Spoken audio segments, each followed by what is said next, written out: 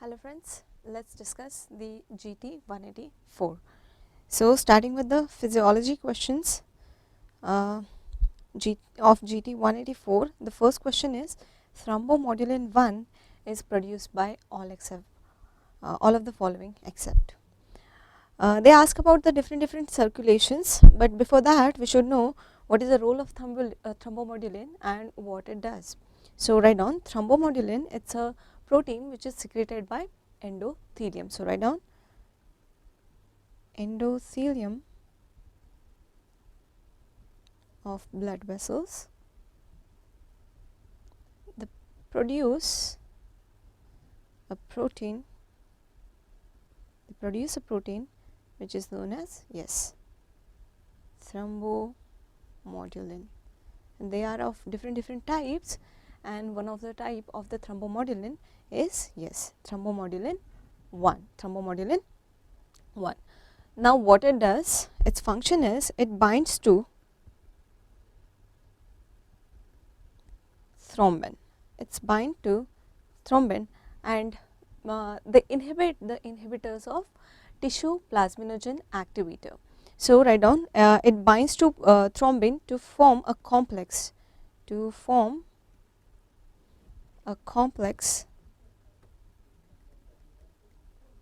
which activate the protein C, which activate the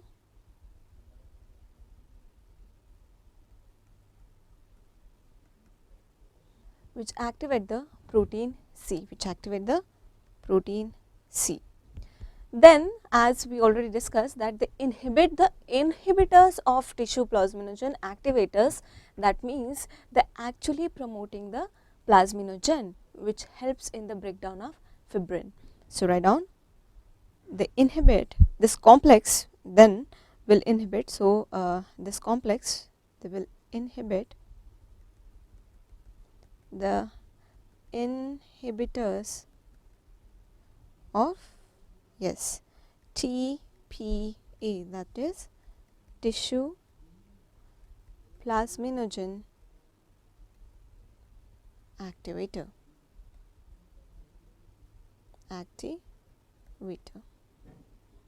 Tissue plasminogen activator. That means it actually activating the it inhibit the inhibitors of TPA. So they actually that means they actually stimulate the, that means they stimulate or increase the plasminogen. They increase the tissue plasminogen. So in turns this increased plasminogen will break down the clots. So there will be increased breakdown of the clots. So they play an important role in coagulation. Write down. So they play an important or key role in clot formation. And what they do in clot formation, they decrease the blood coagulation. So they decrease, in short, they decrease the blood coagulation. Remember, they present in all the circulation except the cerebral circulation. So answer of our question is in this line, that they present, that protein they present in all circulation except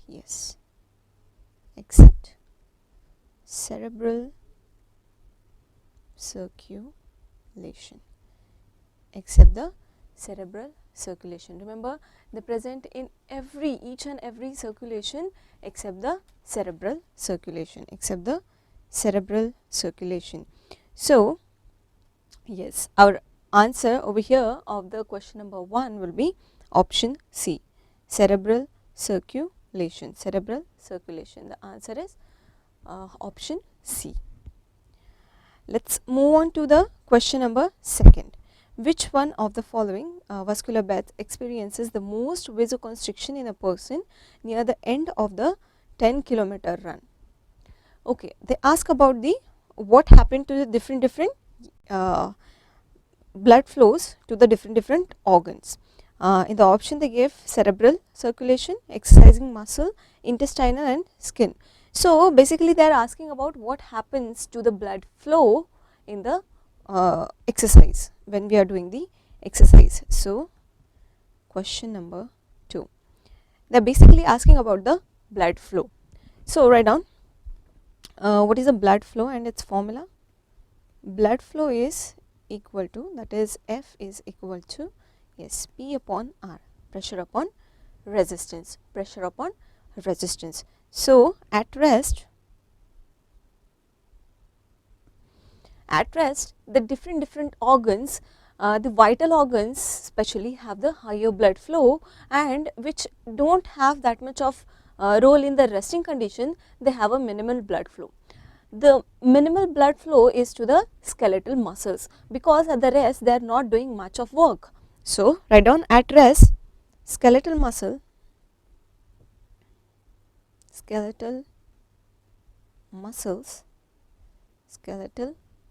they have minimum blood flow. So they have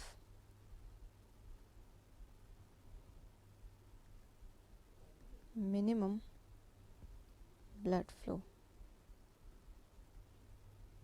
They have minimum blood flow, right? But what happened in the exercise? Write down, but during exercise the blood flow to the, yes, whom? The skeletal muscle, to the skeletal muscle, to the, during exercise the blood supply to the skeletal muscle, it increases 20 to 40 times. Remember, it increases 20 to 40 times. And how? What is the mechanism for it? Mechanism, we know the formula. Yes, we know the formula, that is, yes, flow is equal to P upon R. And what is the mechanism to increase 20 to 40 times the blood flow while exercising? Write down, the mechanism is increase the, yes, pressure and decrease the resistance, right? Increase the pressure and decrease the resistance. But fun fact over here is resistance is decreased much more rather than increasing the pressure, too much pressure. So how the pressure is increased? Whenever we are doing the exercise, our sympathetic system is stimulated. So via sympathetic system the SPP is increased. Yes, so that's how the pressure is increased. So write down via, yes, via increasing sympathetic, via increasing the sympathetic system. That means, yes, they increase the systolic blood pressure, that is your SBP, mainly via the systolic blood pressure. And how the resistance is decreased? Write down, it is due to the vasodilation. It is due to the vasodilation, obviously. And which receptors? Yes, the beta 2 which causes the vasodilation. We know the alpha 1 basically causes vasoconstriction in the vessels, yes, and the beta 2 causes vasodilation. So via the beta 2 receptors causing, yes, the vasodilation, where in the muscles, plus some of the local metabolites are accumulated in the muscles, they also help to do the vasodilation. So in the muscles, and what are the local factors? Write down, accumulation of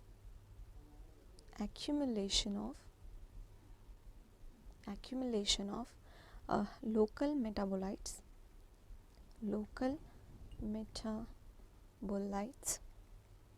for example like lactic acid,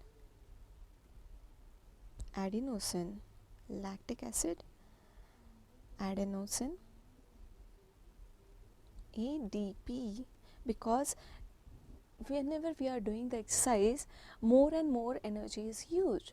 Now the ATP is converted to ADP, the ATP is converted to ADP. So the ADP, yes, the lactic acid, whenever the glycogen are broke down, and you know the oxygen demand is also increased. So after the aerobic metabolism, when the energy needs are not up to the mark, what will happen? The anaerobic metabolism will start, and that's how the lactic acid will form.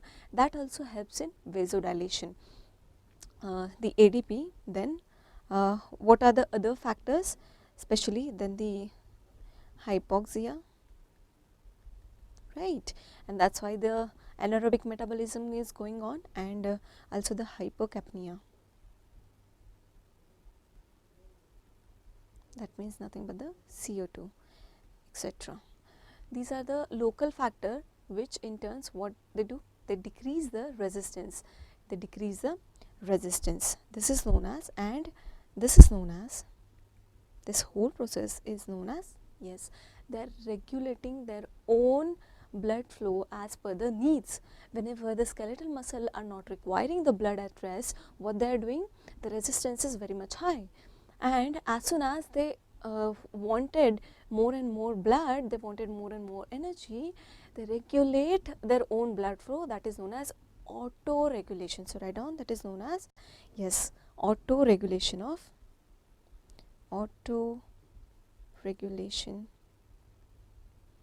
blood. This is known as the autoregulation of blood. But this blood flow increase having some, yes, negative impact on the other organs, right. So write down, as a result, so as a result there is decreased blood supply to the some organs. As a result, what happened, there is a decrease, yes, blood supply to some organs.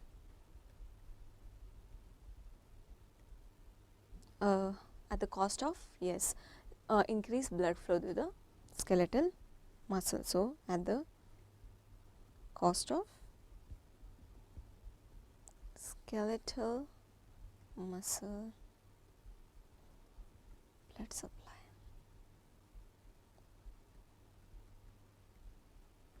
right. So what are those organs? Let's see. Write down the blood flow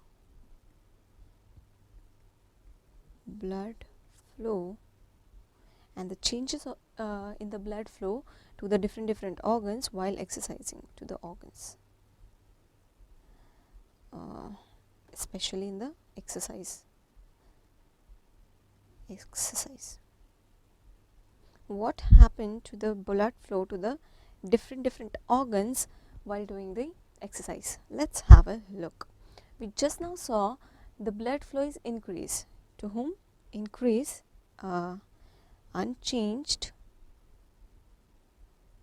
and yes, decrease. Increase, unchanged, and decrease while the exercising. It is increase in, yes, we just now saw it is increase in skeletal muscle, as well as the coronary, and in turns the pulmonary blood supply is also increased. So write down coronary blood flow, muscles blood flow, and in turns the pulmonary blood flow also, but pulmonary will increase, yes, in the, yes, less amount of pulmonary blood flow, right. So in these three organs or the systems, the blood flow is increased. It is unchanged in the brain, right.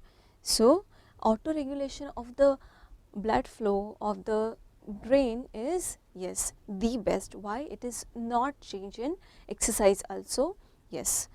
So it is unchanged in brain. Where it is decreased, write down which are those organs in which the blood flow is decreased. It is the GIT, then your kidneys, GIT, and kidneys. And how it is decreased? What is the mechanism for it? Write down. It is via the vasoconstriction. Via the vasoconstriction. Obviously, we decrease the sympathetic and we cause the vasodilation in the skeletal muscle via beta 2. So, which receptor causes the vasoconstriction? Yes, it is alpha 1 receptor. Vasoconstriction by sympathetic alpha 1 receptor. Sympathetic alpha 1 receptor. What happens to the skin? Blood flow of the skin. If you are doing the intense exercise, the blood flow to the skin is also increased. Why? Because whenever we are doing the intense exercise, more and more metabolism is going on. Yes, your BMI is increased. So what happened to the heat production in the body? It is also increased. Now you have to regulate the temperature also, because that is what our body does. Yes, it maintains the homeostasis. So whenever you are doing the intense exercise, the heat is producing more and more. Now the sweating will occur, yes, to cool down the body temperature. So what will happen to the skin? Yes, write down. Skin blood supply can increase in intense exercise. Yes, due to increase body temperature, causing what they cause for the increase blood flow. Yes, causing vasodilation. Vasodilation. So that is about the blood flow to the different organs in the exercise. Let's see what they asked in the they ask that which of the following vascular bed experience the most vasoconstriction.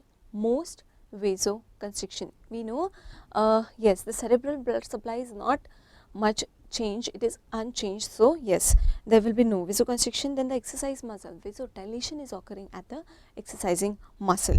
The skin, if there is an intense exercise, why? Because it's a 10-kilometer run. So it is a, yes, it is intense exercise. More and more heat is produced. So vasodilation will occur in the skin also over here. So the answer will be intestinal blood flow. Why? It is, we just now saw in the chart that it is, obviously the intestine is in the GIT system, and the GIT blood flow is decreased via vasoconstriction via increased sympathetic system. Yes, via alpha 1 receptor. So answer of question number 2 is option C. Option C. Let's move to the third question. What the third question is, they ask about the effective renal plasma flow is calculated by. Yes, they are asking about the renal plasma flow, and they ask about the effective renal plasma flow. What is a renal plasma flow and what is effective renal plasma flow? Let's clarify some concept about it. So question number 3. Question number 3. Write down. First of all, we should know what is GFR, what is clearance, what is renal plasma flow, and how they are calculated, and then we'll move on to the effective renal plasma flow. So write down a substance that is only filtered, right? It is only filtered. So if the substance is only filtered, that means we can calculate the GFR by that substance. So write down a substance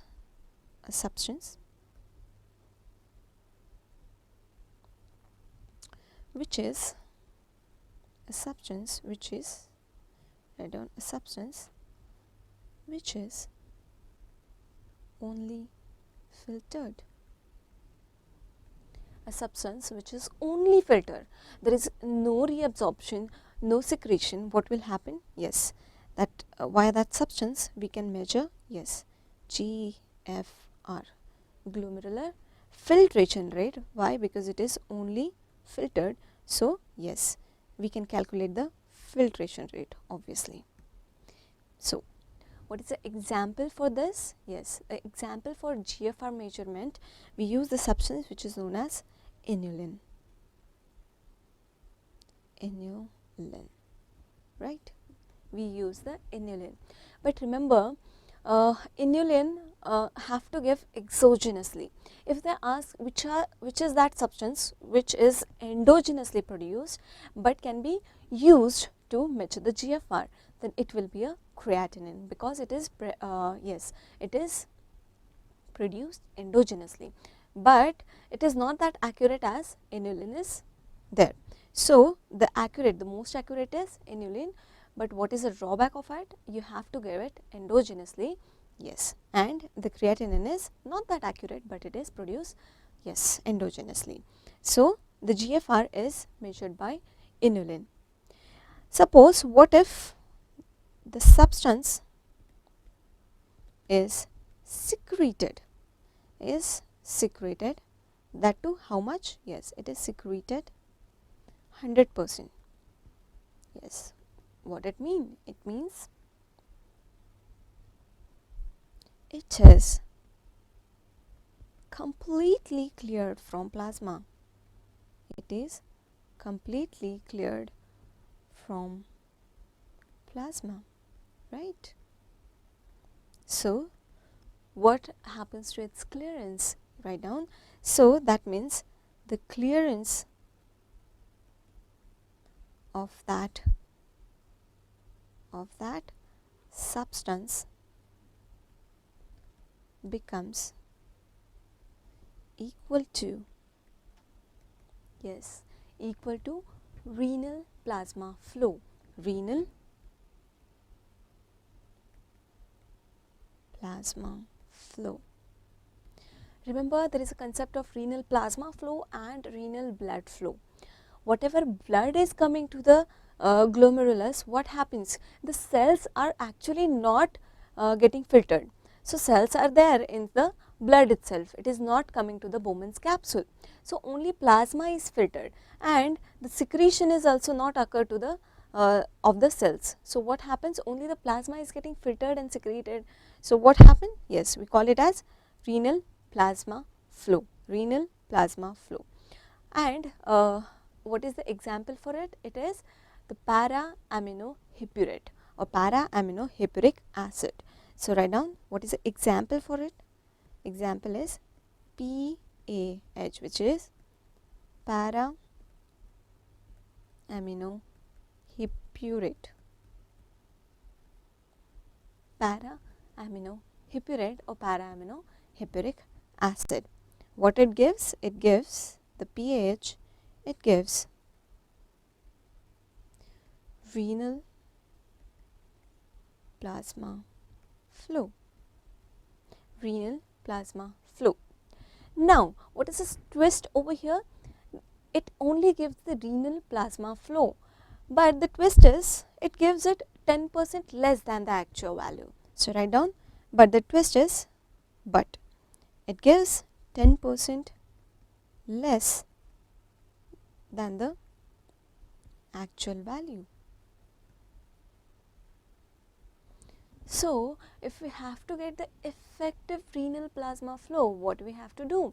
We know that this para-aminohippuric acid, it gives 10% less that of the actual renal plasma flow. So what we can do? Yes, we actually calculate the renal plasma flow and we add up the 10% of it. So that's how we get the effective renal plasma flow. So write down. So what we do is, so for effective renal plasma flow or effective renal plasma RPF rates, what we do? Yes, we add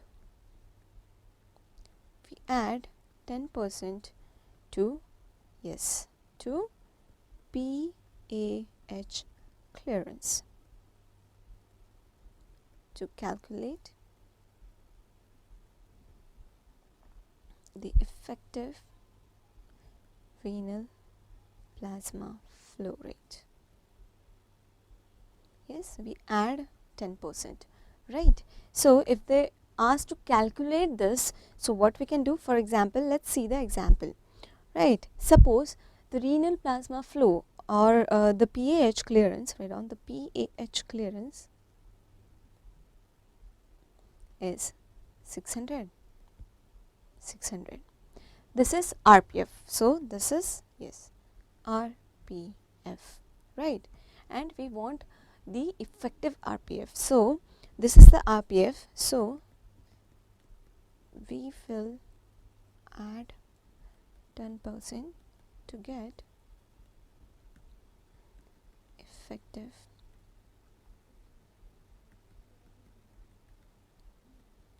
effective renal plasma flow. That means we add how much? Yes, 60.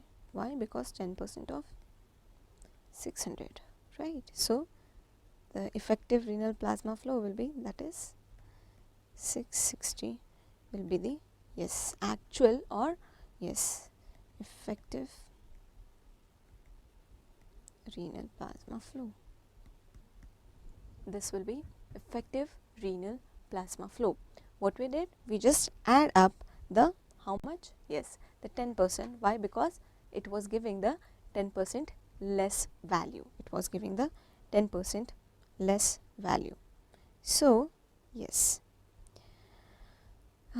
ours was the third question. Effective renal plasma flow is calculated by. So DTPA, inulin. Remember, we usually students confuse in between the inulin and, yes, inulin and hippurate. So we know that inulin, what it gives? It gives, yes, it gives the GFR, not the renal plasma flow.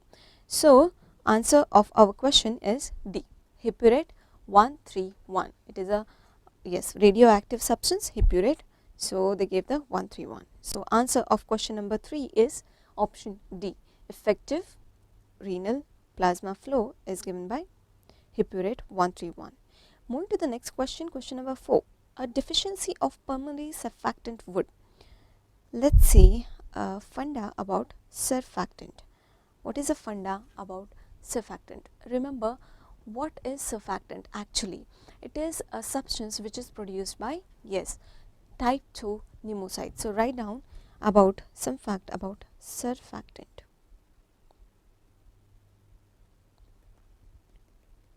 It is produced by type 2 pneumocyte. In one of the entrance exam, they ask about the surfactant is produced by. It was a direct question, one line question. Everybody knows that it is produced by type 2 pneumocyte. But in the option, they gave the type 1 pneumocyte, but there was no option which is giving the type 2 pneumocyte. But the answer of that question was there. And which one was that? Yes, the Clara cells. Remember, one of the type of cell which is the Clara cell that also produces the surfactant. So if in the option you didn't find the type 2 pneumocyte, go for the Clara cell. Remember, type 1 cell have nothing to do with the surfactant. So if in the option type 2 pneumocyte is not there, your second best option will be Clara cell. Clara cell. So it is produced by type 2 pneumocyte. And what its function? Its function is it reduces the surface tension. Now what is surface tension? So if suppose this is the alveoli, right, what is the surface tension? The tension between the air and fluid interface. So suppose there is a layer of a fluid, right, this is the alveoli, this is the fluid inside the alveoli, and as we know, as the fetus is born, that means the baby is born, what happens? He inspire, right? So what will happen? The air will be there. Now the air fluid interface is there, and this is nothing but the air fluid interface, right? There is a air fluid interface. What happened to this air fluid interface? Write down, due to air fluid interaction, the surface tension will increase. There is the surface tension increases. And what the surface tension will try to do? When the surface tension increases, what will happen? Write down, it tries to collapse the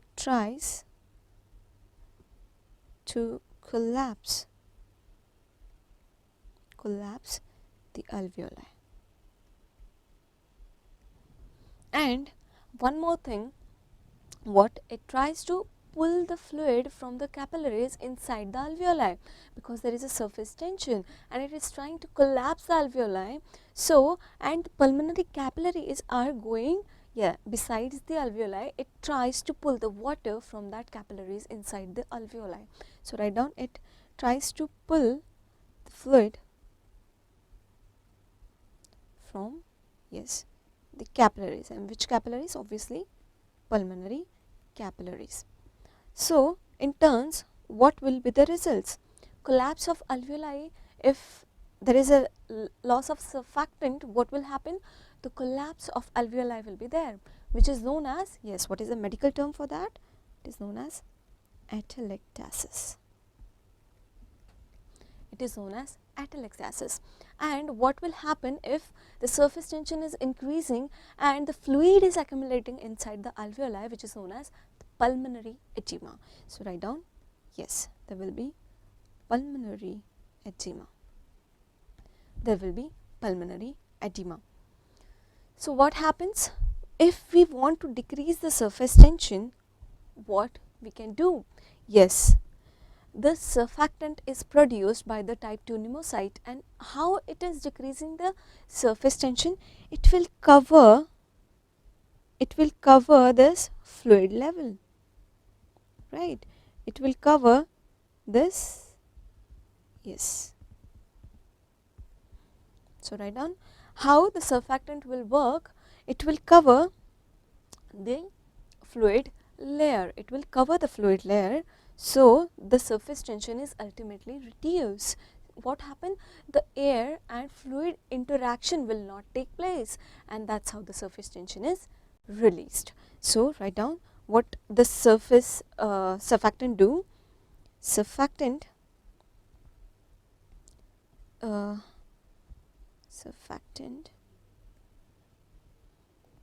they cover water surface. They cover the water surface, and that's how, what they do. So, they decrease the surface tension. How? Via decreasing the air fluid interaction. Via decreasing the air fluid interaction, what they do? They decrease the surface tension. So, what will happen to the compliance? What is the compliance? It's stretchability. We have to give the daily routine example. We can assume the alveoli as a balloon. What happens if the balloon is totally collapsed? You need more force to inflate the balloon. But once you fill somewhat air into the balloon will expand very easily. That you can do the experiment and you can get to know that if the sum of the air is inside the balloon, it's very easy to fill the more air into the balloon or inflate the balloon. But if it is totally collapsed, you need more force to actually inflate the balloon, to initiate the inflation in the balloon. So, that is what we use into the alveoli. We are having the residual volume, right, and via decreasing the surface tension and DCA, the residual volume is there inside the alveoli. So, what happens? the work of breathing is much more reduced. Why? Because already the surface tension is reduced, that is why the collapse, the atelectasis will not take place. Yes, the atelectasis or the collapse will not take place. So, what will happen to the compliance? Yes, compliance means the stretchability of the lung, how much the lung can expand. So, what will happen to the compliance due to reduction of the surface tension? Write down, there will be increase in the compliance and decrease in the effort required to breathe. That means lowering the work of breathing. Lowering the work of breathing, right? So, it increases the compliance, whom? The surfactant, right? And they decrease the work of breathing. What happened in case of deficiency of surfactant? Obviously, the surface tension will increase. Write down, the surface tension will increase. What happened to the compliance? Write down, decrease compliance, decrease compliance. And what happened to the work of breathing? Increase work of breathing. What happened to the FRC? Remember, the compliance is decreased, surface tension is increased. What will happen to the FRC? That is, yes, forced residual volume or functional residual volume. What happened to the FRC? They will decrease. Why? Because there is a decrease in the compliance and increase in the surface tension. So, yes, the FRC will be decrease. FRC will be decrease due to lung collapse, due to lung collapse in the severe condition, right? So, these are the consequences in case of, yes, in case of deficiency of surfactant, in case of deficiency of surfactant. So, we know what is the surface tension, what happened in the surfactant, right? So, yes, they ask about option A, decrease surface tension in the alveoli. If deficiency of surfactant will be there, yes, the reverse will happen, increase in the surface tension, right? What happened to the lung compliance? Remember, yes, decrease in lung compliance, yes, the lung compliance is decreased, just now we saw. Decrease in the work of breathing? No. If the deficiency of surfactant will be there, there will be increase work of breathing and increase in the functional residual capacity? No. The functional residual capacity will be, yes, decrease. Why? Because the lungs are trying to collapse, the alveoli are trying to collapse, because, yes, the surface tension is increased. So, answer of question number 4 is option B, right? Option B. Let's move on to the next question. They ask about free water clearance of 1.3 ml per minute signifies. Okay. Free water clearance, remember, it's a very important concept in the renal system. So, let's try to simplify this free water clearance. Clearance, everybody knows what is the clearance, right? Let's try to simplify the funda of free water clearance, the funda of free water clearance. To know the free water clearance, you should know what is the osmotic clearance first of all. So, write down, yes, this was, we are discussing the question number 5, question number 5, free water clearance. First of all, you should know about the osmotic clearance. Osmotic clearance. What is osmotic clearance? Write down. What is the formula for osmotic clearance? It is osmol. It is, yes, it is UV by P. UP by P. Now what is U and why we wrote osmoles over here? Osmolarity, right? So U is urine osmolarity, P is plasma osmolarity, and what is the V? It is urinary flow rate. So write down V is urinary or urine flow rate. It is urine flow rate, right?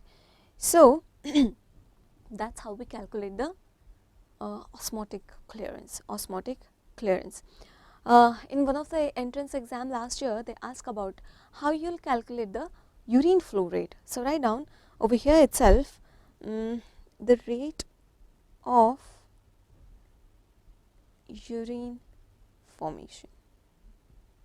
Rate of urine formation, that too per minute. It is given by the formula, which is urine volume, right, per day. They actually gave the urine volume per day. You just have to convert it into the per minute, and that's how you can get the urine formation per minute.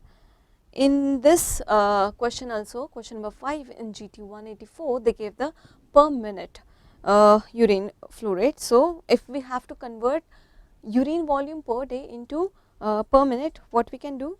We can divide it by 24 into 60. We know in one day there are 24 hours, right, and 60 minutes per hour. So we can convert it very easily by dividing it into 24 into 60. So that's how we can calculate the rate of urine formation,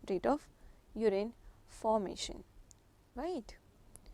So let's come back to the osmotic clearance.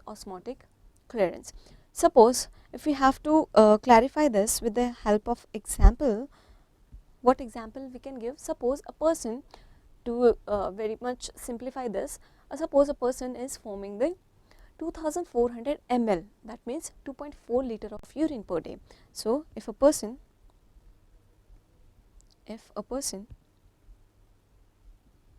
forming how much? 2400 ml of urine, 2400 ml of urine. What will happen? If we have to convert it into the minute, what will happen? That means per hour, how much? Because there are 24 hours, so per hour he is forming how much? Around 100 ml, right? And we divide it by 60. What we will get? We will get per minute. So in 1 minute, how much it will be? It will be 1.66 ml. It will be 1.66 ml. 1.66 ml. That's how we can calculate the rate of urine formation. So over there they ask about the osmolarity, free water clearance. If suppose the urine formation, or the urine osmolarity is more than the plasma osmolarity, what it is suggesting? If the urine osmolarity is more than plasma osmolarity, what is osmolarity? How much moles are there per liter of the solvent. So if the urine osmolarity is more than the plasma osmolarity, that means what is happening? The kidney is trying to conserve the water.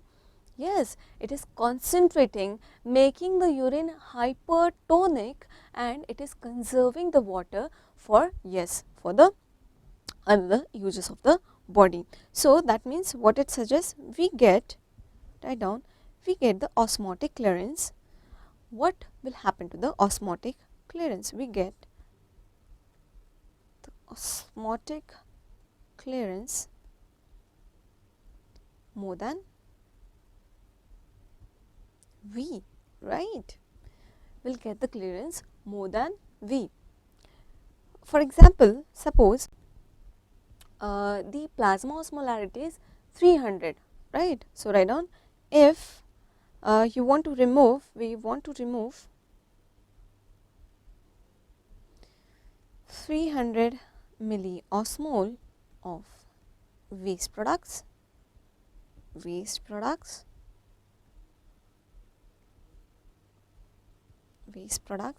from in the urine. So, what will happen in the urine which is having the similar osmolarity of the plasma, and you know the plasma is having 285 to 295 milliosmol per liter of the osmolarity. So, what will happen? Yes, how much water is required to remove 300 milliosmol of waste? 1 liter, right. So, write down. So, we require 1 liter of water if the urine is isotonic to the plasma. It is isotonic to the plasma. That means the urine osmolarity and the plasma osmolarity is almost equal. So, what will happen if we want to remove 300 milliosmol? We require 1 liter of water. What if the kidney is concentrating the urine and it is conserving the water and it is removing 600 milliosmol in 1 liter? That means it is making hypertonic urine. So, that means to remove the 300 we require only half liter of the water. So, write down, if suppose the urine of 600 milliosmol will make it what? We require only half liter of water to remove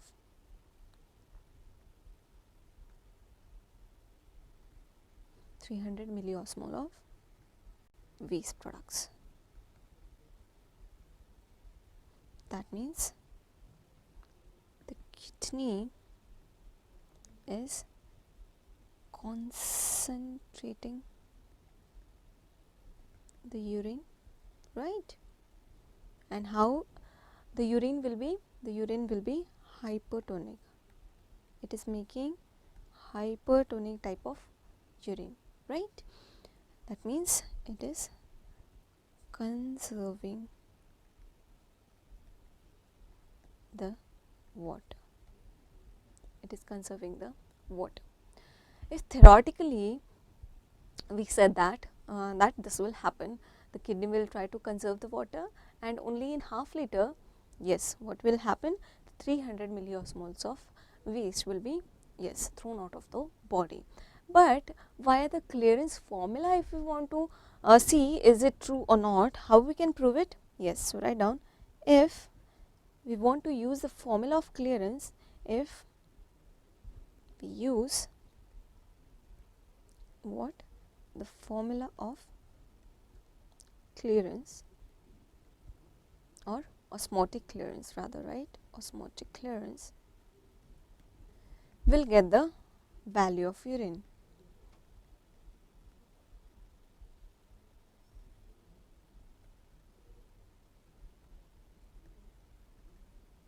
We will get the value of urine. So, how to calculate? Suppose free water clearance. What is the formula? It is V minus osmotic clearance. V minus osmotic clearance. Over here, if we took the example of, yes, urine is, yes, concentrating the, kidney is concentrating the urine, it's how much? 600 milliosmol per liter. And we saw the formula of clearance. What it is? It is UV by P. It is UV by P. Using this formula, what we can say? Yes. Let's see. V minus, yes, how much? 600 into V, that is U is urinary osmolarity is 600 and plasma osmolarity is 300. How much it will be? Yes, So it will be V minus 2V, right, and that means it is minus 1V, right, it is minus 1V. The value of the free water clearance is negative over here. So if you make the isotonic urine, what will happen? If you make the isotonic urine, the osmotic clearance will be 1V. How? Yes, the osmotic clearance will be 1V. How? The urinary osmolarity is 300 and V by, yes, the plasma osmolarity is also 300. So, we will get the V, and V minus V will be 0. V minus V will be 0. So, the free water clearance will be 0. Neither the water is conserved or nor it is waste. So, nor it is wasted. So, in isotonic urine, what will happen to free water clearance would be 0, would be 0. And what will happen if you will make the hypotonic urine? Reverse the scenario, hypertonic urine, suppose 150, for, yes, simplify this, suppose it is 150, what will happen? Yes, it will be 0.5, it will be 0.5. So, what will happen if you are making the hypotonic urine? What will happen? Write down. Yes, the value of osmotic clearance will be, osmotic clearance will be less than 0, right? It is less than 0. And what will happen to the free water clearance? That is V minus 1V minus 0.5V. It will be positive, right? It will be positive. So, it will be positive. That means more and more water is required to excrete the, yes, whatever amount of, little amount of waste products are there, little amount of waste products are there. So, they ask that free water clearance of 1.3 ml signifies, right, what will happen? Low volume urine? No, urine is hypotonic to the plasma. Remember, it is 1.3 ml per minute, rather than forming 1.6, it is forming 1.3. That means, yes, the urine is hypotonic to the plasma. If it would have hypertonic, yes, what will happen? We just now see the value will be in the negative. So, the free water clearance is 1.3 ml per minute, that it signifies the urine is hypotonic. So, answer of our question is option B, the urine is hypotonic, the urine is hypotonic. Okay, let us move on to the question number 6. Which one of the following statement characterizes pulmonary compliance? What is compliance? We just now saw, yes, in which question? In the question number 4, that, yes, it is nothing but the how much your lung can expand. It is elasticity of the expansion of the lung. So, if we have to see about the pulmonary compliance, what we can see? Compliance is nothing but the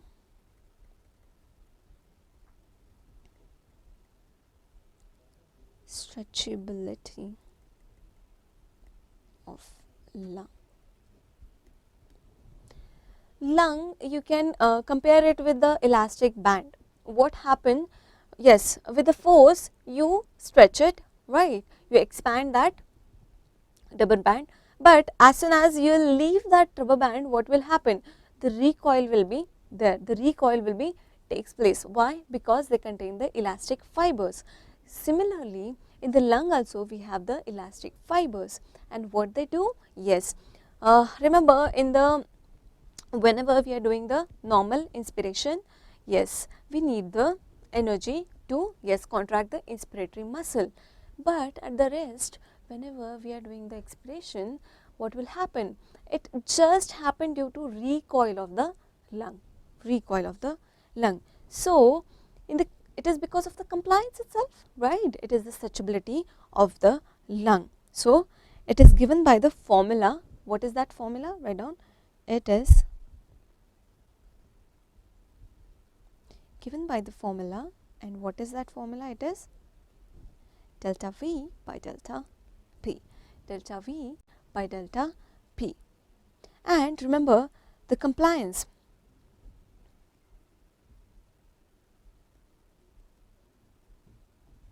The compliance is always the volume and the pressure, the V and the P, volume and the pressure. What happened to the compliance and elasticity ratio? What is the relationship between the compliance and the elastic recoil? It is, remember, it is always inversely proportional. Write down, it is inversely proportional to what? The elastic recoil of lung. Elastic recoil of the lung. What the elastic recoil of the lung will do? If it is very much increased, what will happen? If the rubber band is very much strong, you need more and more and more force to expand it, right? Similarly, in the lung also this will happen. The compliance, that is the stretchability and the recoil will goes inversely to each other. So, what will happen? Except the which condition?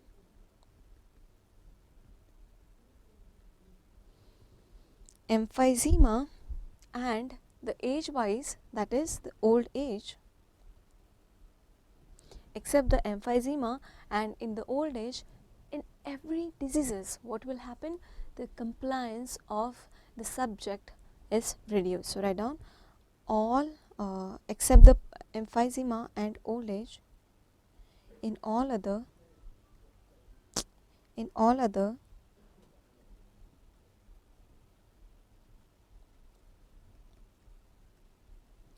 pulmonary parenchymal diseases, what will happen? Have low compliance. Low compliance. In all other parenchymal diseases, they do have low compliance. So, loss of elastic recoil in emphysema and old age causes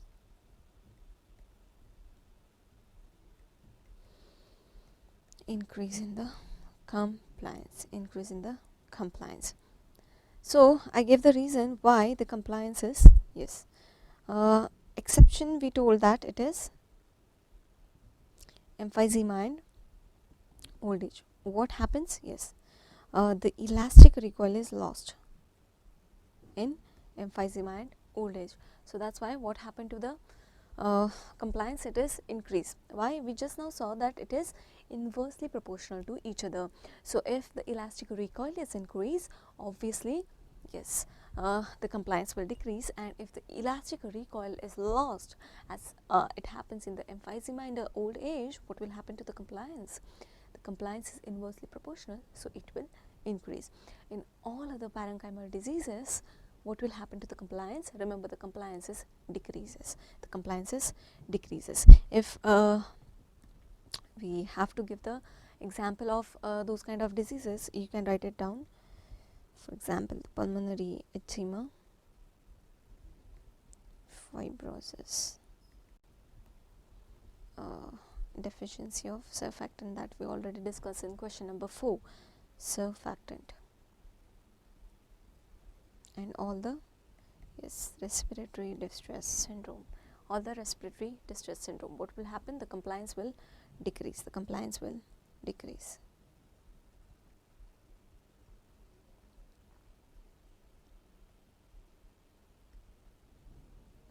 compliance will be decrease. The compliance will be decrease.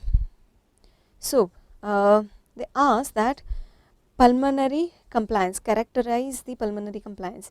It decreases with advancing age. Okay, it inversely, remember the compliance increases with the advancing age. If we have to remember it very easily, you can remember as our age is increasing, what we do on the birthday cake? Yes, we put more and more candles.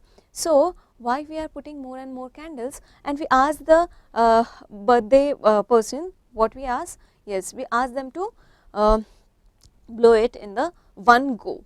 So why we are doing that? Because the compliance is increased in turns. Yes, they can blow the more candles in one go. So that's how we can remember that the compliance is increased. The lung expansion is more, so air quantity or the volume will be more too. So it is increased with the advancing age.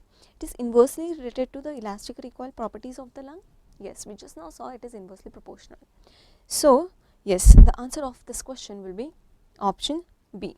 And option C, they said that it is increasing in the patient with pulmonary edema. Wrong, it is decreased. The compliance is decreased except the emphysema and old age. Just remember that it is increase in the emphysema and old age. In every other diseases it is decreased, and it is increasing when there is a deficiency of surfactant. We discussed a lot that if the surfactant is decreased, the compliance will, yes, what will happen to the compliance? Yes, it will be decrease too. Because yes, the surface tension will be increased, right, and if the surface tension will be increased, the compliance will reduce. The compliance will reduce. If the pneumotaxic center is destroyed along with the cutting of vagi, which of the following statement is correct regarding the breathing pattern seen in the cat? Breathing pattern seen in the cat. Remember, we do have different respiratory centers in the brain. There are always a local control and the higher control. For the higher control of the respiration, we have two centers which controls the respiration, which are present in the brainstem, right? So if we have to discuss, the medulla have the pacemaker. First of all, we need the on off switch for the respiration, right? Someone need to on or off switch of the thing which is going on. So write down respiratory, question number 7, right? Question number 7. Respiratory center, respiratory centers for automatic control for breathing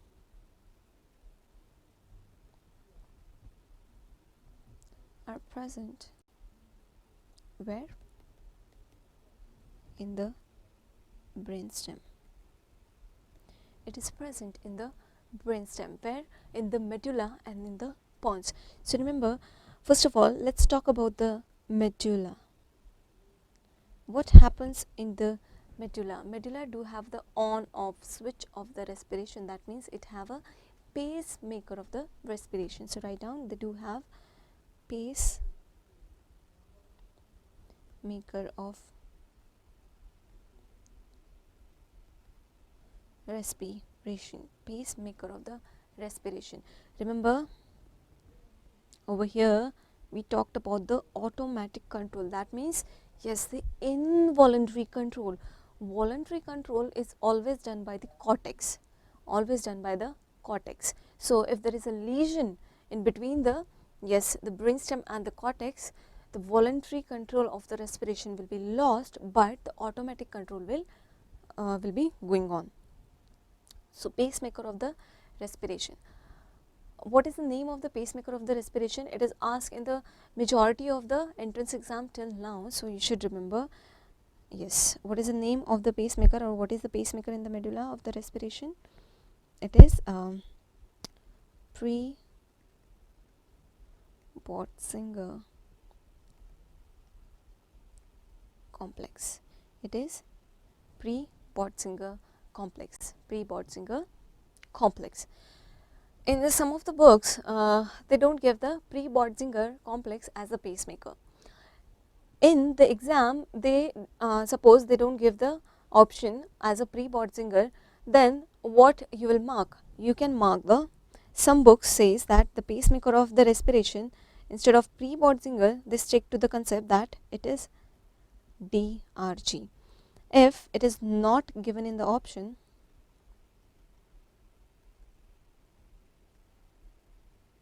just go for DRG. What is DRG? Dorsal respiratory group for respiration. Dorsal respiratory group.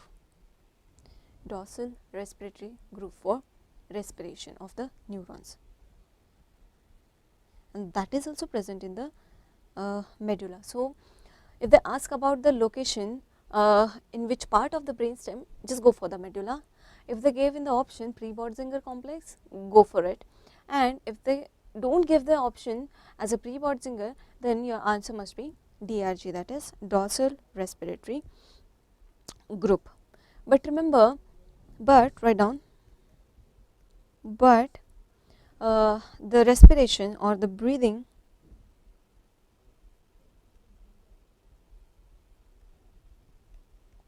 produced by,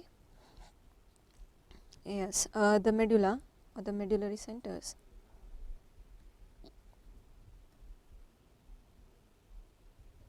is irregular and shallow. So remember, yes, the medulla can produce the breathing. Yes, it switched on the button of respiration, but what happens to the respiration? It is not that regular and good volume, right? So to make it, we need to make it regular, smooth, and yes, of good volume. So to make it regular, deep or smooth and of good volume, we need the pontine centers to control. Somebody needs to, yes, regulate it properly. So we have, which is done by the pontine centers. For that, we have specifically two centers in the pons. Yes, which are those? Let's see. Yes, it is done by the pontine center. We have two centers in the pons. We do have two centers in the pons. Which are they? First of all, write down apneustic center and the pneumotaxic center. Apneustic center and the pneumotaxic center.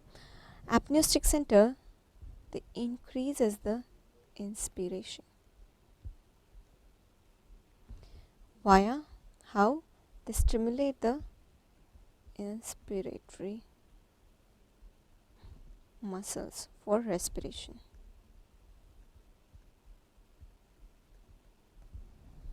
They increases the inspiration. How? Because they stimulate the inspiratory muscles, and in turns the, yes, inspiration will start. But what if they are uncontrolled? Write down, if they go uncontrolled, the respiration will stop into inspiratory phase. Why? Because they are continuously stimulating the inspiratory muscle. If the inspiratory muscles are continuously contracting, it is not able to relax, so expiration is not occurring. So what will happen? Ultimately, the respiration will stop into the inspiratory phase, or the spasm will occur. the spasm will occur into the inspiratory phase, which is known as the apneusis, which is known as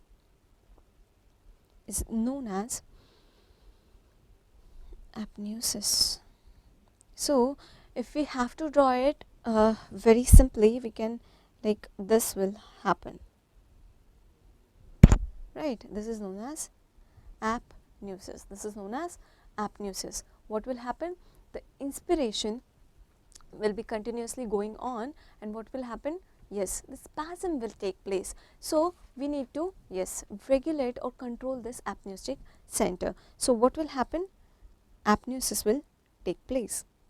So remember what this pneumotaxic center will do. Write down the pneumotaxic center. They decrease the inspiration and increase the expiration.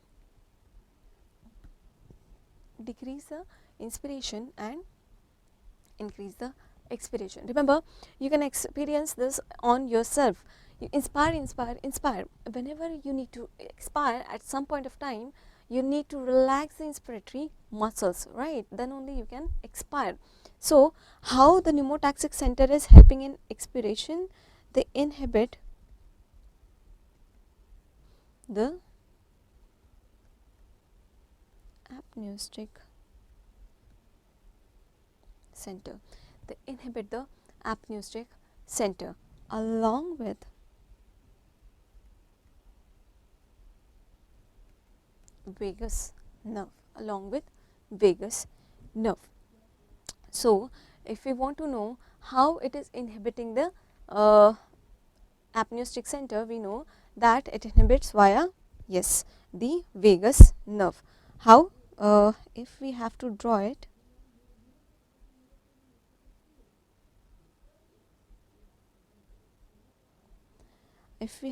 this, suppose this is the upper pons in which the pneumotaxic center is present. Pneumotaxic center is present where? In the upper pons, and the apneustic center is present where? In the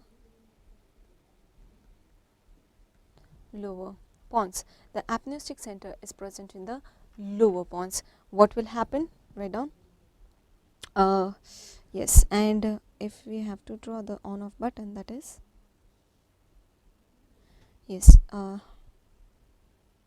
this is the medulla, the pacemaker. Yes, either the Prebodzinga or the DRG. They are present in where? In the, yes, in the ventral medulla. It is present in the ventral medulla. If suppose the pacemaker is there, but these two are not there, the respiration will be irregular. How the apneustic center is inhibited? Write down how the apneustic center is inhibited. Center is inhibited. The pneumotaxic center inhibits the apneustic center along with the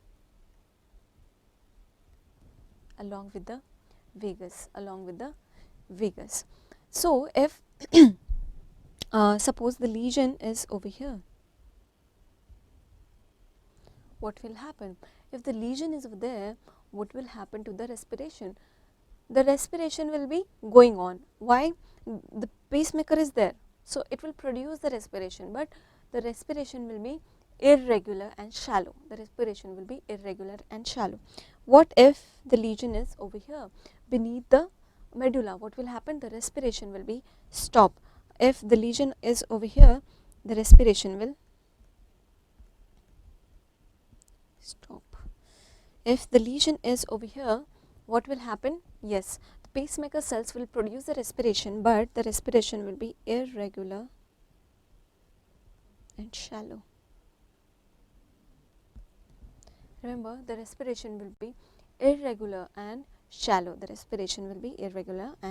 shallow. What happens if the lesion is over here. The lesion over here, what will happen to the respiration? What will happen to the respiration? Write down.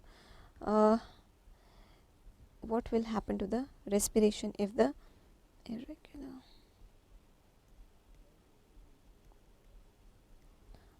The respiration will be, yes, they will stop in the phase of inspiratory phase, so apneusis will occur, and ultimately the patient will land up into, yes, a serious condition that is known as apneusis, and death will occur.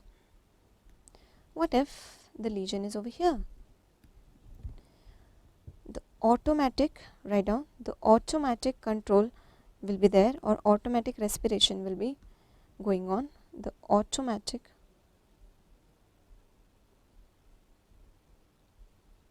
control of respiration, or the involuntary respiration is normal, but voluntary respiration will be lost. So voluntary control will be lost. The voluntary control will be lost if the lesion is above the pons, yes.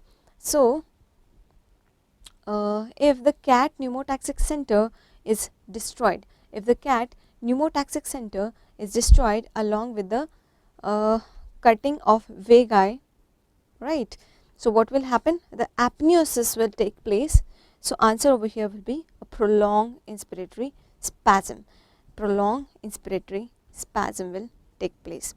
We do have a diagram for it.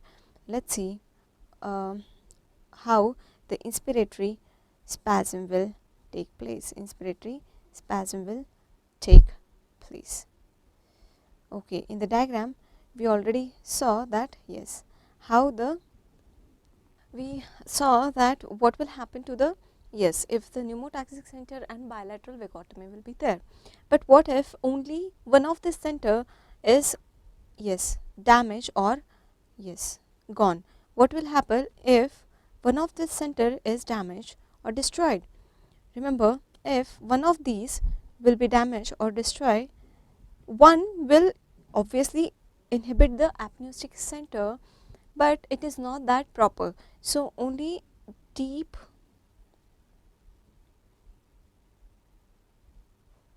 respiration will be there if one of the center, or lesion in one of the center, that is, yes, which one of those? The vagus, either the vagus or the, yes, whom? The pneumotaxic center. Very deep and slow respiration is there. Deep and slow respiration is there if one of these are, yes, damaged or destroyed. If both of them are destroyed, what will happen? The patient will land into the apneusis and ultimately to the death. So answer of our question number 7 will be, yes, over here the pneumotaxic center is destroyed, as well as the vagi are also cut. Vagi, that means both the vagus, that means bilateral vagotomy is there. So yes, the cat will be land up into, yes, inspiratory spasm, that is nothing but the, yes, apneusis. Moving to the question number 8. Preventing the inactivation of sodium channel will decrease. Inactivation of sodium channel will, what will happen? Okay, they ask about basically the action potential. So let's see what happened and how. Remember, the depolarization is because of the, yes, sodium channel opening, and the repolarization, that is coming back to the RMP, which is known as repolarization, is known as the, yes, it is because of potassium channel. So write down about the RMP. This is question number 8, right? So write down what will happen, the depolarization in action potential. Suppose this is the RMP level. If the cell will go towards the positive, that is known as depolarization, and suppose this is repolarization. So depolarization and repolarization. Coming back towards the RMP is known as repolarization. So the depolarization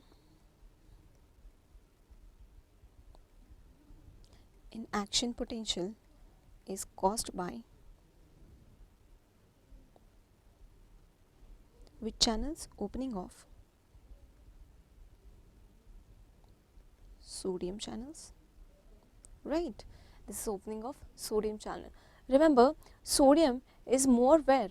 Yes, it is more outside of the cell, so it will come in as soon as the sodium channel will open up.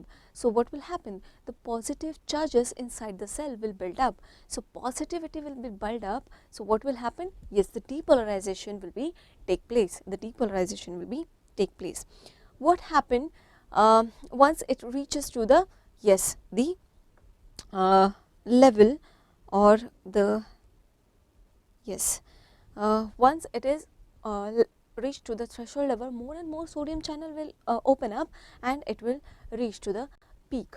So what will happen once it is reached to the plus 30 MV or plus 20 MV, the sodium channel will start to close, and what will happen? The potassium channel will comes into play and they will start to open up. But over here, remember, the potassium concentration inside the cell is more, right? So what will happen? As soon as the potassium channel will open up, the potassium run out of the cell. So what will happen? The cell is losing the positivity right now. So what will happen? Yes, the cell will the potential of the cell will come towards the RMP. The RMP is minus 90 MV, so it is in the negative, towards the negative. So the repolarization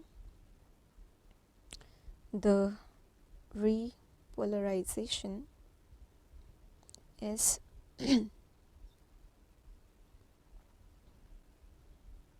because of opening of which channel? Potassium channels. It is because of potassium channel. What it causes? It is repolarization. So it causes membrane, it causes membrane to return to its RMP. It causes membrane to come back to the RMP back. So this is because of opening of sodium, and what is happening over here? Sodium influx is there, and over here the potassium efflux is there. Sodium efflux is potassium efflux is there over here. Sodium influx and potassium efflux is the repolarization. What happen if we don't activate or inactivate the sodium channel? So write down, if we don't inactivate the sodium channel, if we don't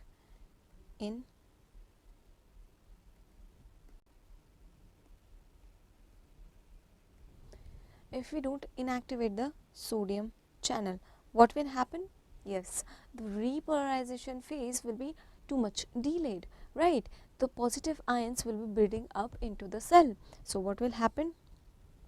It will lead to increase in the overshoot or upstroke of the depolarization, and it decreases the repolarization. It delay or decreases the which phase? The repolarization.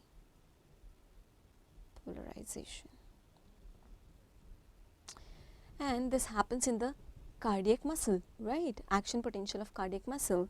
So yes, write down what it is known as refractory period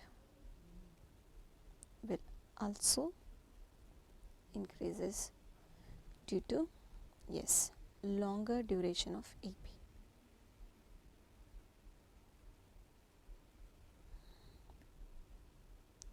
Longer duration of action potential, because we increase which phase? Depolarization phase.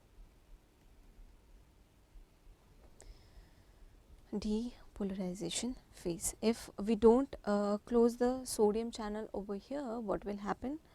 Yes, the upstroke will be increase, right? So what will happen? The depolarization phase will be increase. Depolarization phase will be increase, right? So yes. Question 8. Preventing the inactivation of sodium channel will decreases what thing? So the relative refractive period of the nerve cell? No, it is increased.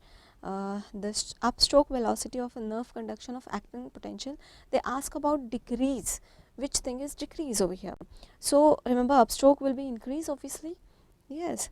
The downstroke velocity of nerve cell action potential. Yes. The downstroke velocity, it will be decrease or delayed. The magnitude of overshoot of nerve cell action potential. Nerve cell action potential. Magnitude or overshoot. If the sodium channel will not be inactivated, this will increase, it will not decrease. So answer over here is option C. Answer of this question is option C. Question number 9. Protein connecting two lines shown in the fibril. Okay, they gave the diagram of myofibril and they ask that which are the proteins which connect these two lines. Okay, so let's discuss few facts about the sarcomere, which is the anatomical and functional unit of the muscle fiber, which is known as sarcomere. Let's draw a quick diagram of sarcomere, right? Suppose these are the actin filaments, both the side of the myosin, actin filament.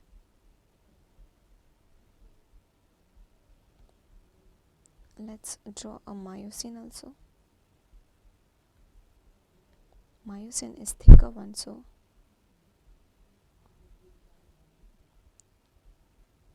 let's draw the myosin also. So suppose this thicker one is myosin and the thinner one is the actin. What will happen? They do have myosin heads.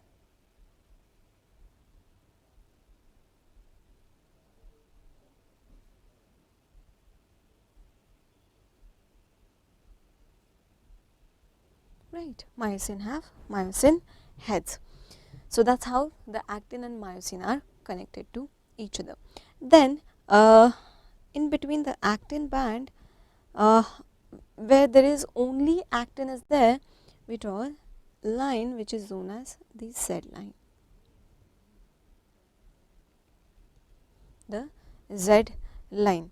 So remember, where there is only actin is present, this is known as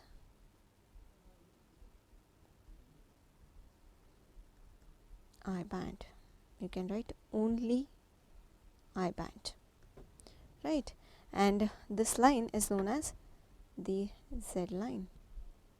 The Z line. And in between, where there is only myosin filament is there, which is known as, write down, it is known as H zone. It is known as, it is known as H zone. Where the myosin is not overlapped by actin, it is known as H zone. H zone. Again a Z line,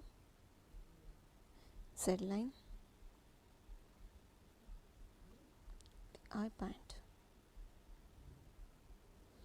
The whole myosin, it is known as, where the myosin, whether it is overlapped or not, the whole myosin fiber, wherever it is known as A band. It is known as A band. A band. So this is myosin this is actin, myosin, and yes, this is nothing but the sarcomere. From where to where? Between the two Z lines, whatever, yes, actin myosin part is in between two Z lines, in between two Z lines, yes, this is known as the sarcomere. This is known as sarcomere. So this thing is known as sarcomeres between two Z lines. So write down if we have to write it down, how we can write down A band. What is the A band? A band. Many questions are already asked in the entrance exam about the sarcomere, right? So what is A band? The myosin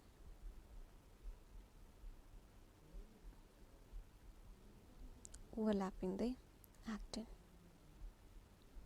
Myosin overlapping the actin is known as A band. This is known as A band, right? Then what is a Z line?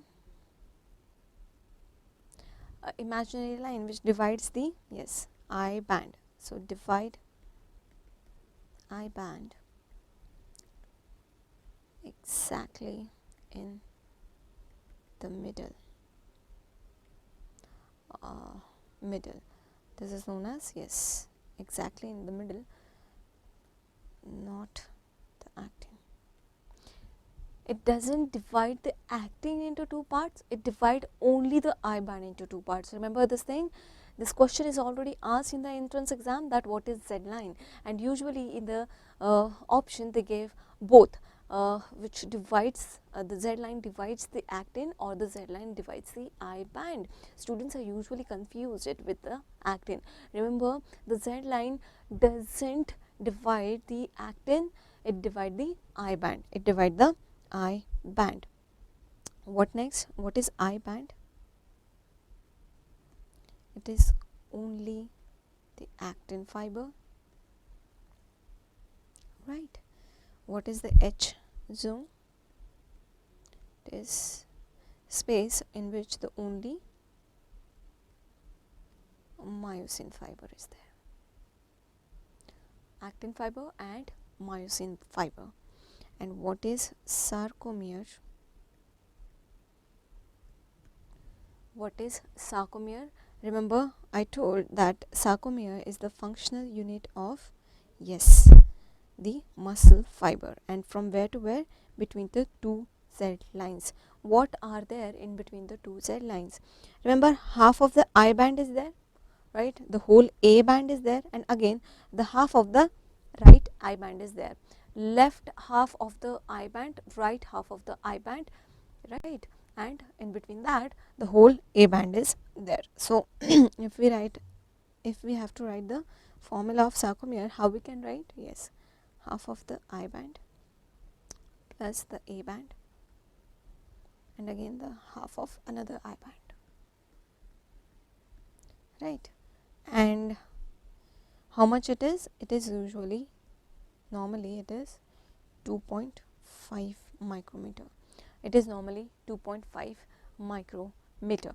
As the muscle contract, what will happen? As the muscle contract, this H zone will be disappear. What will happen? Remember, we do have a diagram for it. Let's see what will happen. What will happen? Yes. What will happen? So, yes, over here they showed the actin and myosin. Remember, as the contraction will go on, what will happen? Yes, this myosin head will be tilted like this. It is tilted like this and it is released over here once the contraction is done. So over here, if we have to say that it is contracting, how we can show? Yes, if it is contracting, what will happen? The heads will contract and the actin fiber will come inside. The actin fiber will come inside, right? The actin will be overlapped to the myosin. Actin will be overlapped to the myosin. What will happen to the H zone? H zone will be disappear. The I band, the length of the I band will be decrease, right? The A band, it doesn't have any effect. Why? Because it's myosin. Whether the actin is overlapping or not, it is not concerned with that. So A band will remains same, but what will happen to the I band? The length of the I band will be decreased, the H zone will be disappear. And what will happen to the Z lines? They will come closer. So we can write it down, what changes will occur during the contraction. So write down, when muscle contract. When the muscle contract, what will happen? First thing first, the Z line come closer.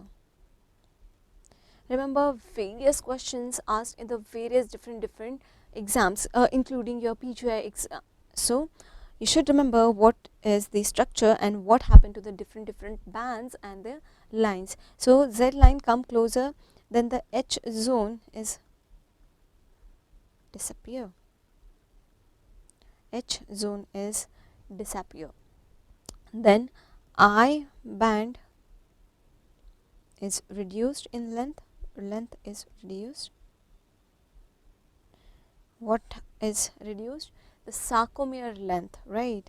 The sarcomere, as the I band is decreases, remember the both half of the I band will include into the sarcomere, so sarcomere also shortens.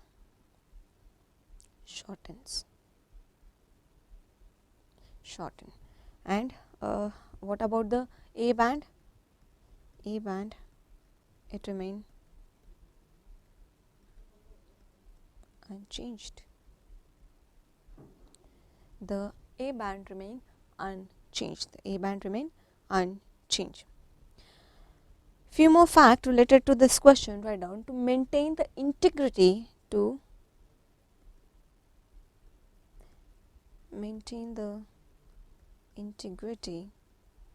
of sarcomere,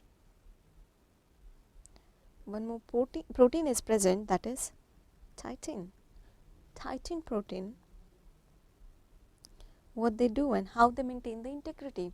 Titin protein connect the Z line. They connect the Z line. They connect the Z line, right? They connect the Z line. And what will happen? Yes, they connect the Z line at the where? At the center of I band. At the center of I band, with M lying in the center. Write down, with M band lying, M protein lying in the center. M lying in the center. So what will happen? Center, which center of A band? A band. What is titin? Titin is an elastic protein. Write down, the titin, it is elastic protein. It is elastic protein. So if it is elastic, so also helps the muscle stretching while the external force is applied.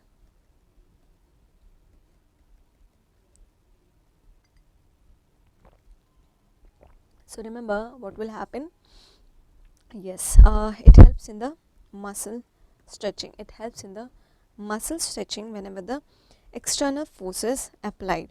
So yes, over here they show the titin protein. They show the titin protein between two lines. They show the titin protein between the two lines over here, right? And this is the M line. They showed the M line in between, right? So answer of our question is option number Yes, answer of question number 9 is option C. Option C, right. So next, moving to the question number 10th. Which of the following is mechanochemical enzyme can found on the surface of a cellular organelle where it mediate movement towards the plus end of microtubule, towards the plus end of microtubule, towards the plus end of microtubule. So they ask about the organelles. Let's see what happened and what are those different organelles. Basically, neurons have axon in them, so they are asking about how the axoplasmic transport will occur, because that is the only transport which occur through the microtubule. So let's see the axoplasmic transport by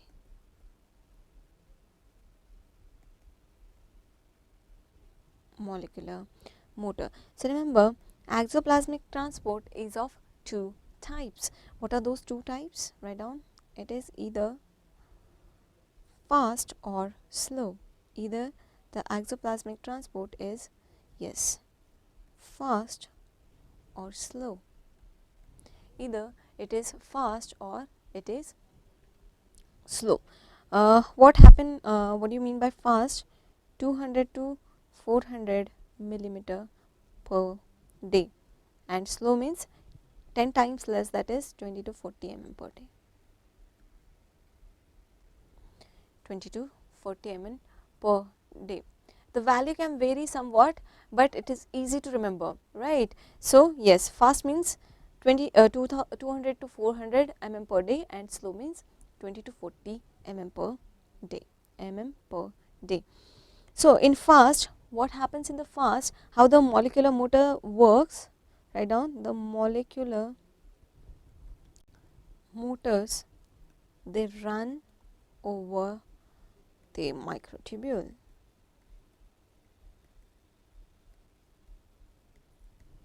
They run over the microtubule, right? And slow transport is also via the microtubule, right? And so it also happened by microtubule. But over here, one difference is there. How the slow axoplasmic transport will take place via the microtubules.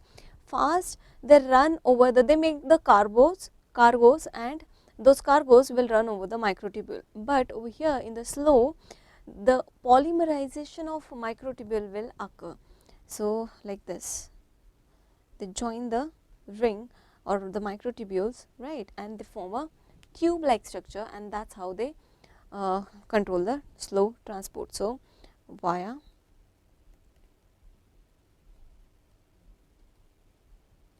polymerization, and remember, the slow transport is only in the forward direction. So write down, it is only anterograde. It is only anterograde. And what about the fast? The fast is both in the forward direction and in the backward direction. So it is divided into two types depending on the, yes, the direction. So yes, it is the fast will be again further divided into two types. What are the two types? Yes, on the depending on the direction, either it will be anterograde or retrograde. Either it can be anterograde or retrograde. Anterograde is caused by, this is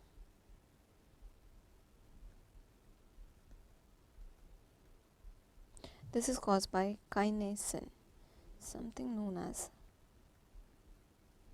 kinesin, right? And the retrograde transport is caused by dynein. It is caused by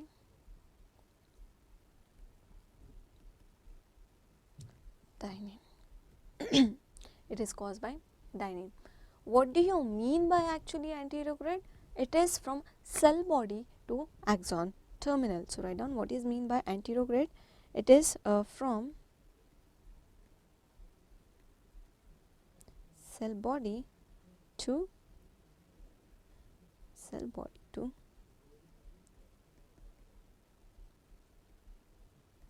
axon terminal. It is from cell body towards the axon terminal. And what do you mean by retrograde? Yes, the opposite from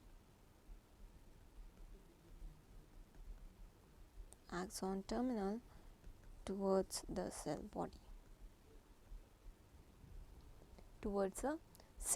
body, right? Now, what is the function of the anterograde and what is the function of retrograde? Write down.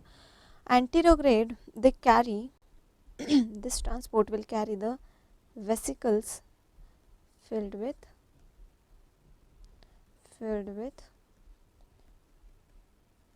neurotransmitters, hormones, NGF, that is nerve growth factor,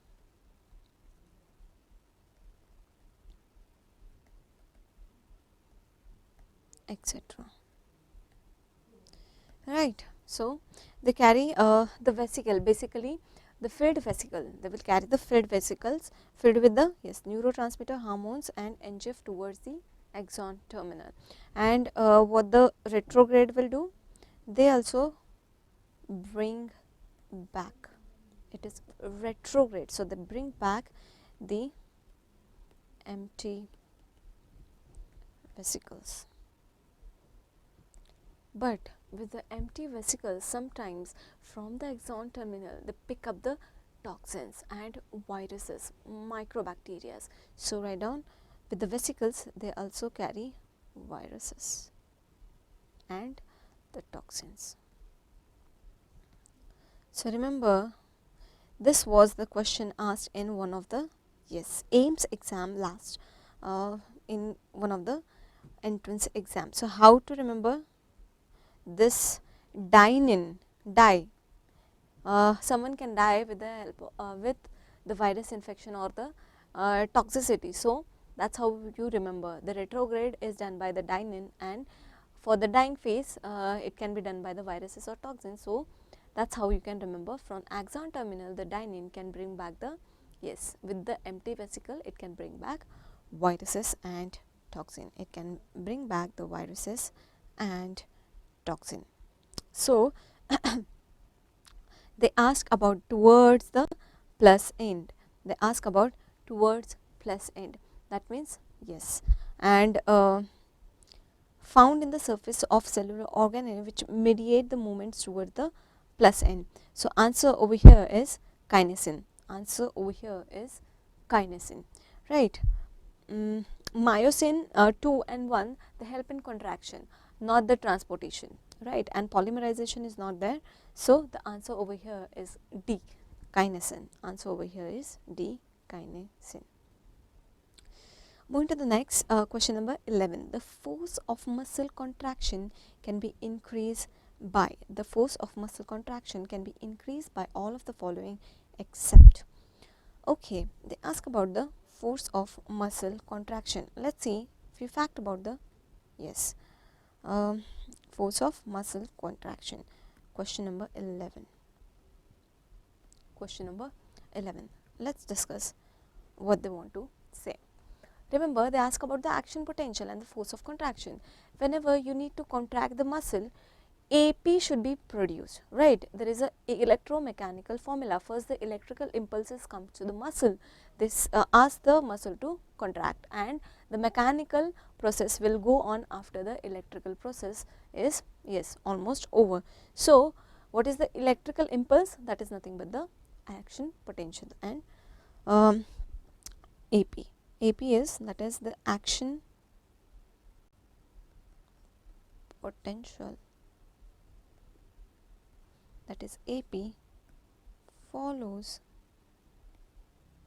all or none law. Always remember, action potential is a propagated one, right. It is not a graded potential. Graded potential, what they do?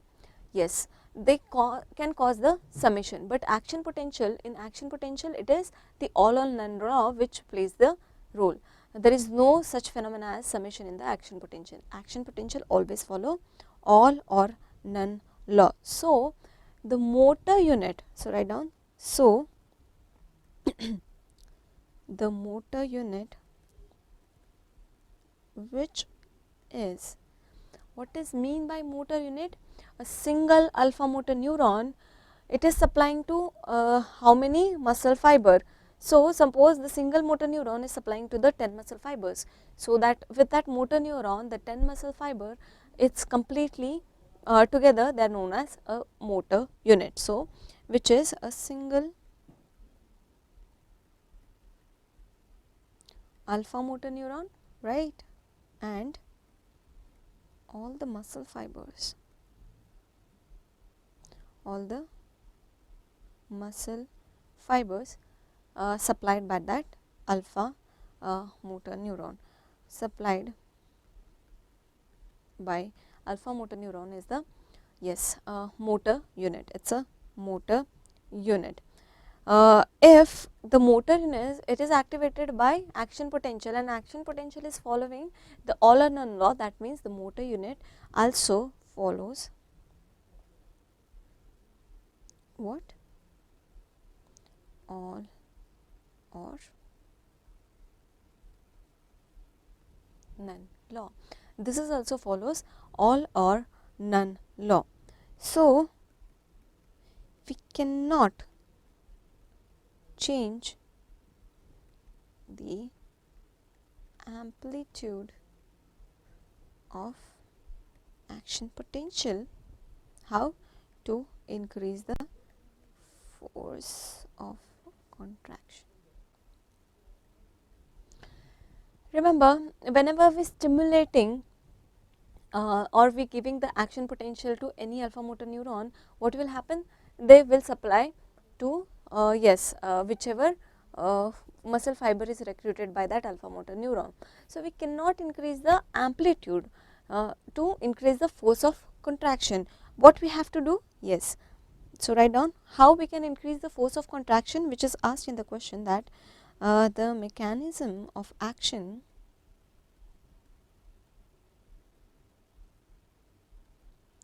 to increase the force of contraction, what is that? Yes, is recruiting, yes, either more motor units or larger motor units. So write down either recruiting more motor units or, yes, the larger motor units. So that's how we can increase the force of, yes, that's how we can increase the force of contraction. That's how we can increase the force of contraction. Either more motor units are recruited or the larger motor units are recruited. So that's how the or one more thing, we can give the action potential more and more time. So what will happen ultimately, as the frequency of activation is increased, so via increasing the frequency of their activation, we also can increase the force of contraction. So via these three methods we can increase the, yes, we can increase the force of contraction, we can increase the force of contraction. Remember, there is no correlation of amplitude with the force of contraction. Students usually confuse with the amplitude and force of contraction, but remember, either you can recruit more motor units, larger motor unit, or we can increase the frequency of their activation via giving more and more times the, yes, what, the action potential or the electrical impulse, and that's how you can increase the force of contraction. So yes, so over here the answer of our question is D. Answer of our question is C. The force of can be increased all of the following except, they ask about the except. So answer of our question is C. Increasing the amplitude of action of potential in the motor neurons. We just now saw that the amplitude have nothing to, yes, correlate with the force of contraction. It have nothing to do with the force of contraction. So via the increasing the frequency, recruiting the larger motor units and more number of motor units, we can increase the force of contraction. So answer of question number 11 is option C. Option C. Let's see about the question 12. What the question 12 is saying, a 73-year-old man present with the, yes, progressive dyspnea on exertion over past 1 year. So he's having a dyspnea and the age, remember the age, compliance is increased. He reports a dry cough. Wheeze, sputum production, fever. They gave the symptoms, the hemoptysis. He is lifelong non-smoker and worked as a lawyer. So there is the occupational hazard is, yes, it's eliminated. Non-smoker, so risk is eliminated of the even the cancer. His pulmonary function testing is as follows. Which one of most probable diagnosis? Okay, they gave the FVC, FEV1, FEV1 percentage and all other volumes, and yes, they gave this graph also. Yes, they gave the graph also. Okay, so this is his pulmonary testing. So let's discuss what is the funda of it. What is the funda of it? Question number 12. Question number 12.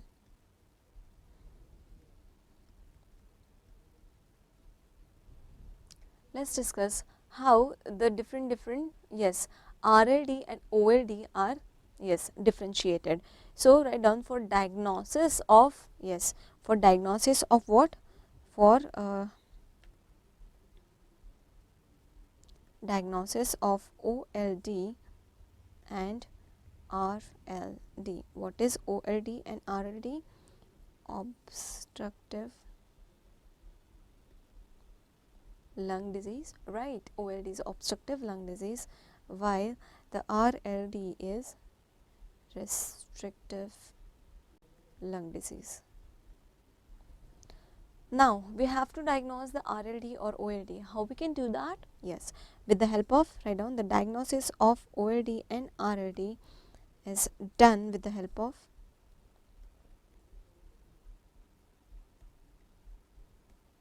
something known as spirometry.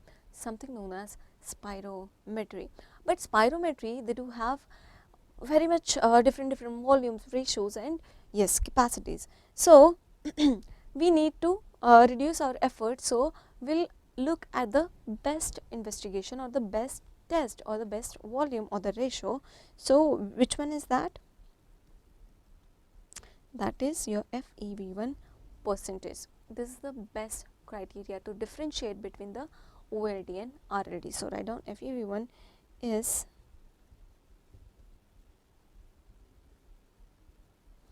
the best criteria to differentiate between OLD and RLD. OLD and RLD. How much normally it is? Write down, it is normally 75 to 80%. Remember, it is very much important. Why? Because it is decreasing in one of the diseases and it is not decreasing in one of the diseases. So you should know what is the normal value. Normal value is 75 to 80%. Remember what happened in the RLD. Let's see what happened in the RLD. Remember, in restrictive lung diseases, all parameter will be decreased except the FEV1%. So write down all values or all parameters, they are low or decrease, are low except the FEV1 percentage, except the FEV1 percentage. And why this thing has happened, that all the parameters are decreasing but not the FEV1 percentage? It's very simple. FEV1 percentage, it's a ratio. It's a ratio of FEV1 upon FVC. What will happen if the both are decreased? We wrote that all values are low, all parameters are decreased. So the FEV1 is also decreased, right, and FVC is also decreased. What will happen to the ratio? The ratio will be normal. So giving a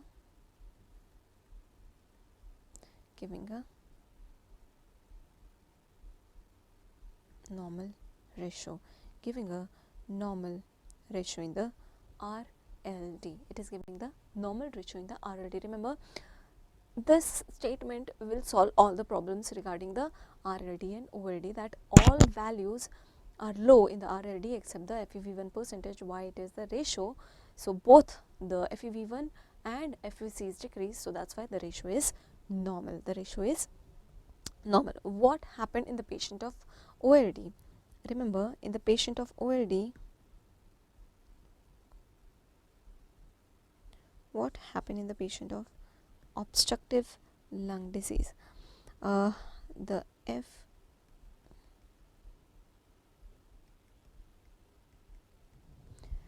FEV1 percentage in OLD is decreased. The FEV1 percentage is decreased, right?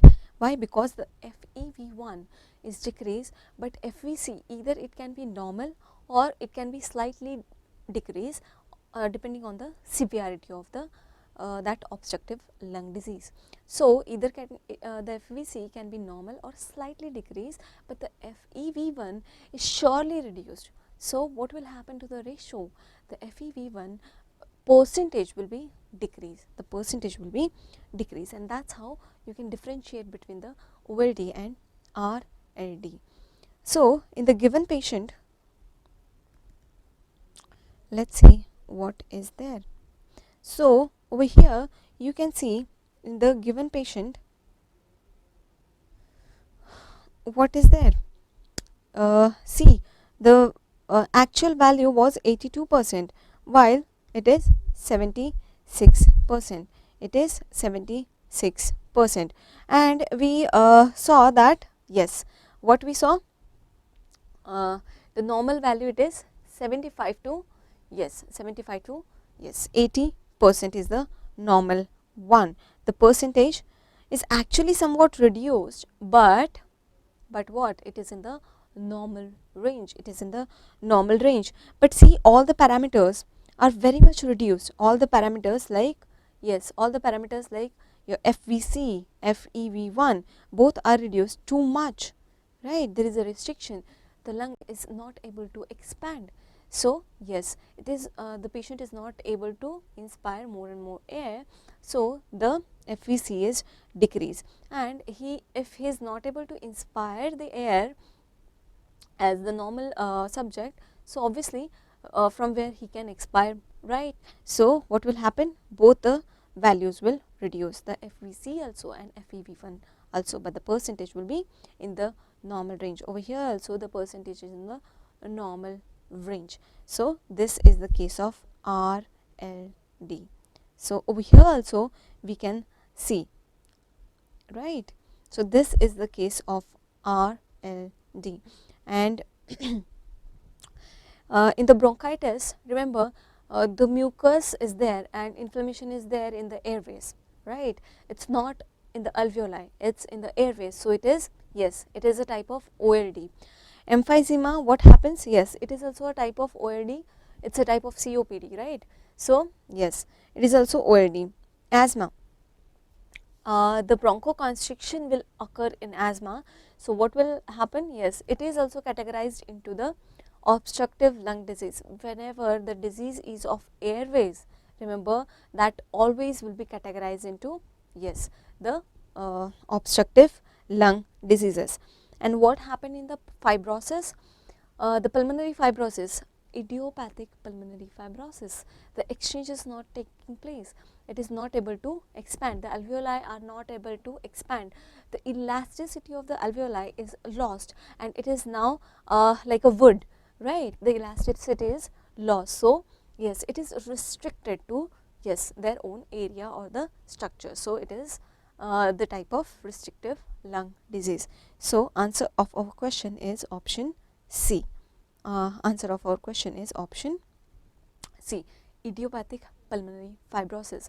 Remember, the lung is not able to expand, that means it is fibrous, the elasticity is lost. So whenever you imagine such kind of disease, it should be categorized into RLD, that is restrictive lung disease, that is restrictive lung diseases. Okay, moving to the question number 13. Moving to the question number 13, they gave the ECG strip. They gave the ECG strip. Over here, we can see, and they ask about which condition, type of condition. Remember, if you don't know about much about the ECGs, typically some diseases they ask typically in last entrance examinations. So you should know at least particularly those intervals and the segments, and yes, intervals, segments, and yes, the wave, yes, the timing of them, and which wave come after what wave, and you can know by the options also. So in this ECG we can see they show the arrow also that yes, the PR interval is increased. And now what is PR interval? Let's discuss this. Yes, question number 13 and the relative point. So question number 12 we saw it is RLD in the given patient. So let's discuss question number 13. In the given ECG we saw what happened. Yes, the PR interval is increased. So in this given ECG the PR interval is increased. How I can say that the PR interval is increased? Write down first of all, in given ECG there is a increase in PR interval, increase in PR interval. Now what is the criteria and how I can say? Yes, it is more than 5 boxes. It is more than 5 boxes, and we know each small box, yes, more than 5 small boxes. Remember, I am talking about the small boxes over here.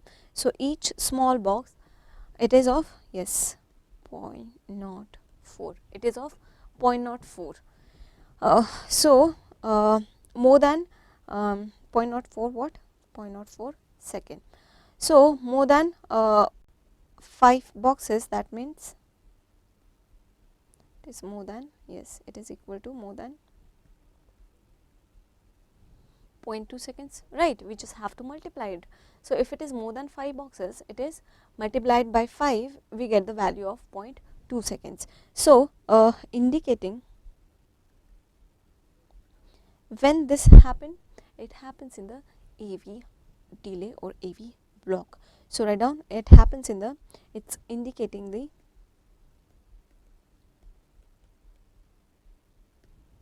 AV block. It's indicating the AV block. Remember, there are different types of AV block depending on the severity of that block. So since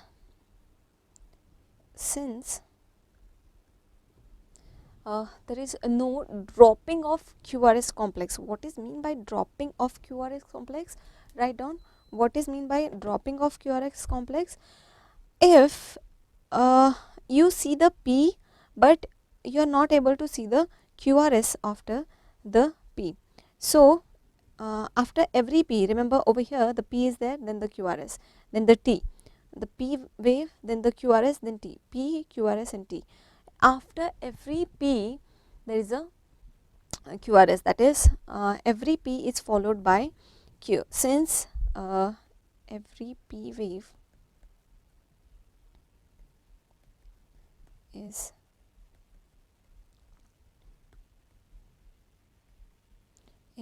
followed by QRS, complex.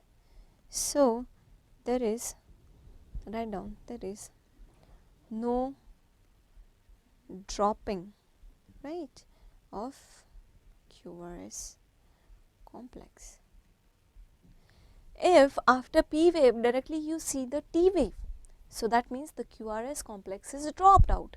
So over here in our ECG complex, in our ECG strip, there is no dropping of, yes, QRS complex. So it happened in the first degree AV block. So it's a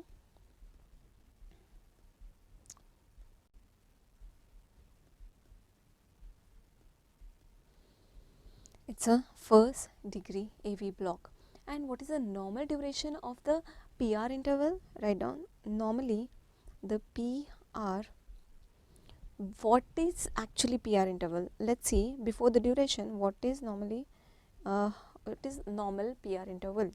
The PR interval is start from, it is from the starting of the P wave till the starting of the Q wave. So starting of start of P wave till the starting of Q wave or QRS complex. Both are nothing but the same thing. If you cannot see the yes, a Q dip, you start from the QRS complex. So Q wave or QRS complex, nothing but the same thing. And normally, write down, normally it is less than 4 boxes. Write down, normally it is less than 4 boxes. So normally interval in the seconds, in the time, it is 0.12 to 0.16 second. In terms of boxes, it is approximately 3 to 4 boxes. Less than 4, that means 3 to 4 or less than 4 also. You can write both 3 to 4 boxes or 0.12 to 0.16, 0.12 to 0.16 seconds, right? So it indicate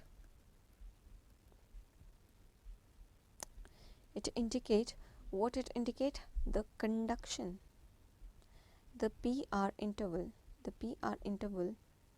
what it indicate? It indicate the conduction time via AV node. It indicate the conduction time via AV node, and it includes AV delay. And how much, for the how long the AV delay is there? Usually it is of 0.1 seconds. Usually it is of 0.1 second. Remember, if the atria and the ventricle will contract at the same time, what will happen? The walls, AV walls will be ruptured first thing first, and yes, neither the atria is able to fill up nor the ventricles is able to fill up. So we have to first of all contract the atria. Whenever the atria is relaxing, we have to contract the ventricles, right? These processes should go simultaneously, one after another. So we have to delay the process of contraction, right? So that is done by AV delay.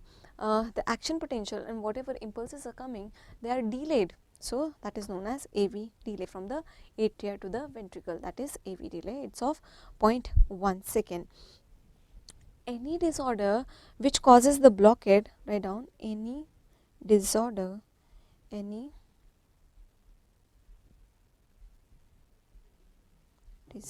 which causes the blockade,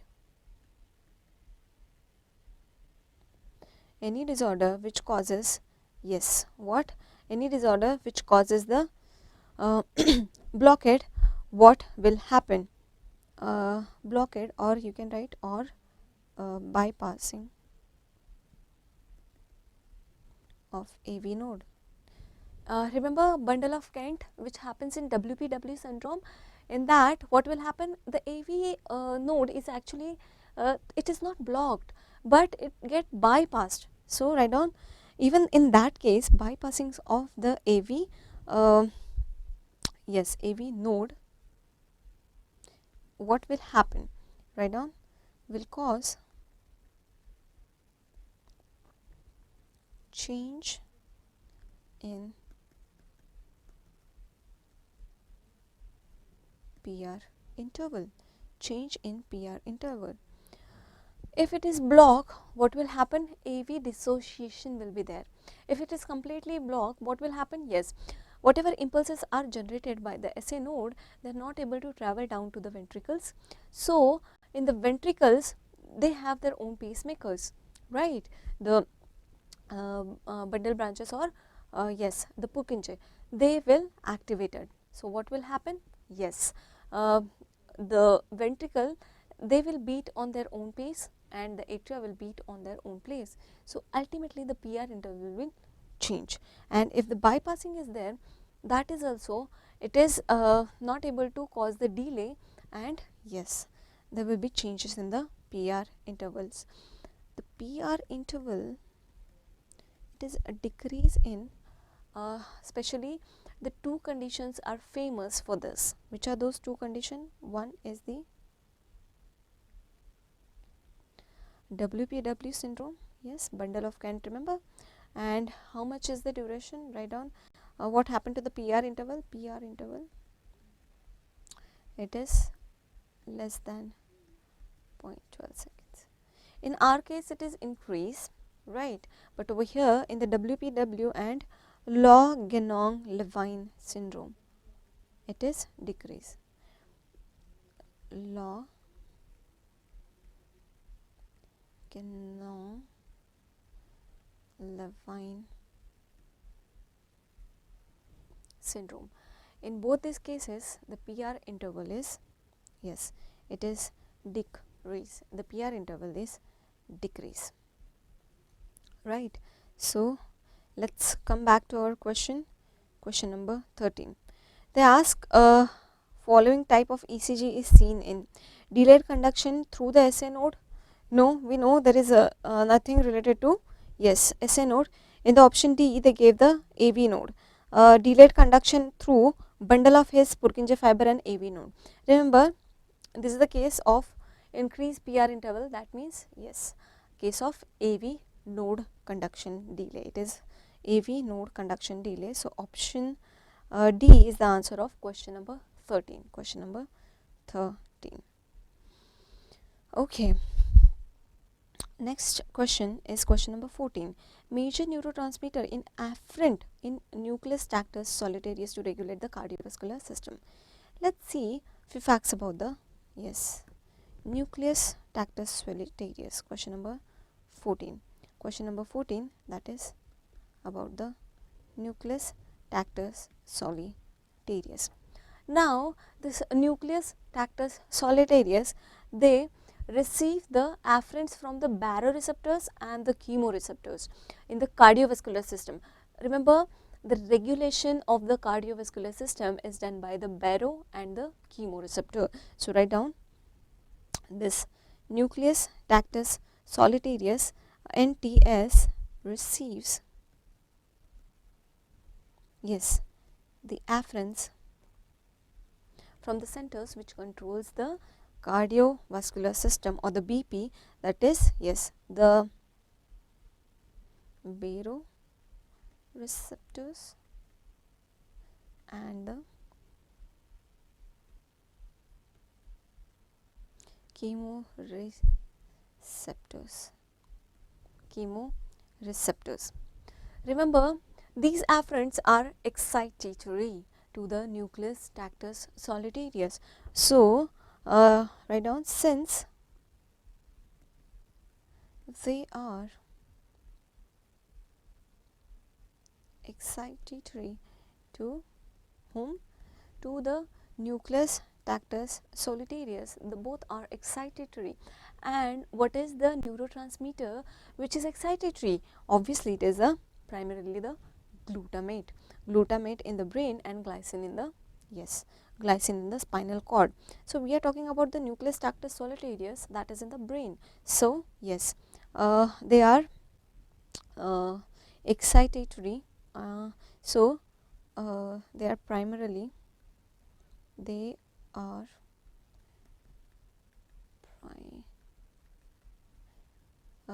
causes release of glutamate. They causes the primary release of glutamate. Why? Yes, because it is excitatory, because they are excitatory, right? So, and whom they act via? They act via NMDA receptor. They act via NMDA receptor. NTS, what is the role of NTS in cardiovascular system? Remember, there are two centers. Which are those two centers? Cardiovagal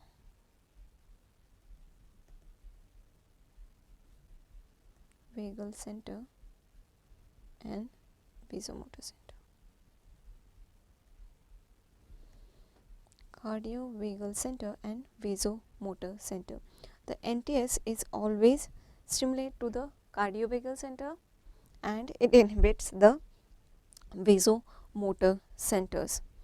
So in bracket CBC and VMC.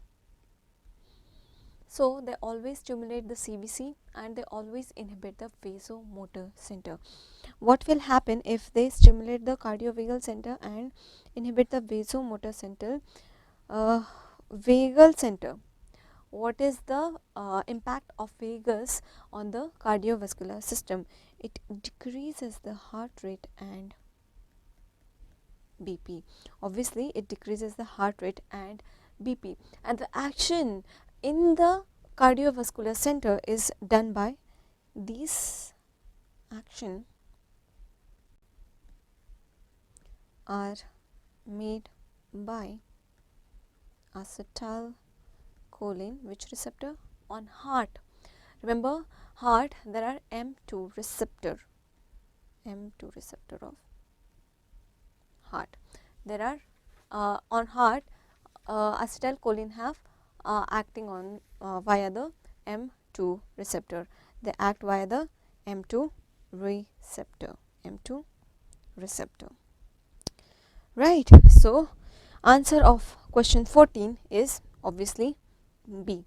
Answer of question number 14 is B. Glutamate.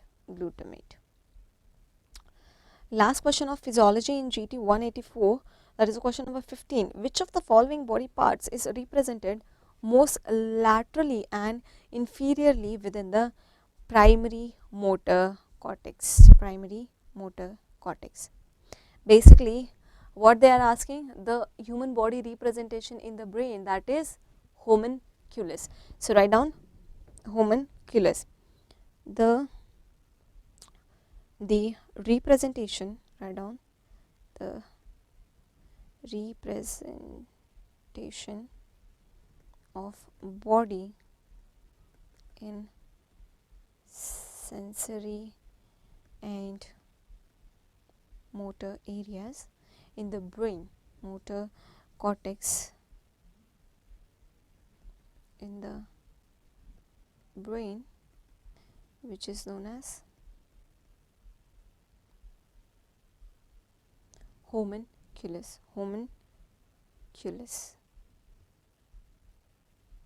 Right, which is known as homunculus. Remember, it is a vertical representation they asked.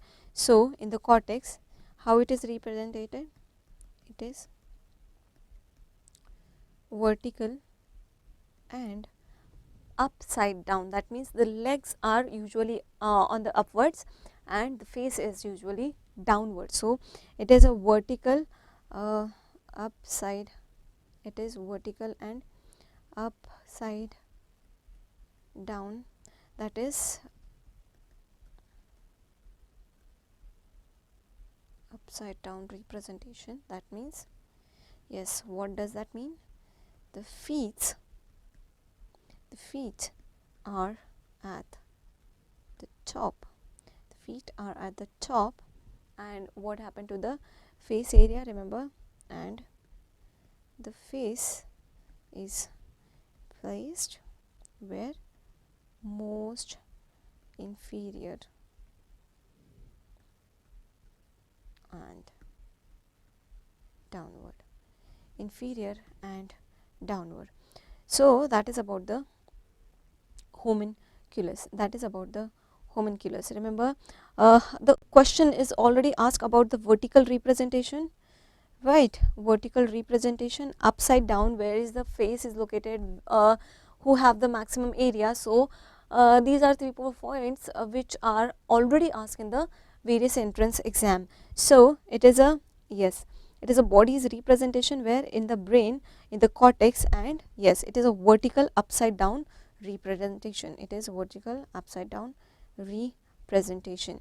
We do have a diagram for this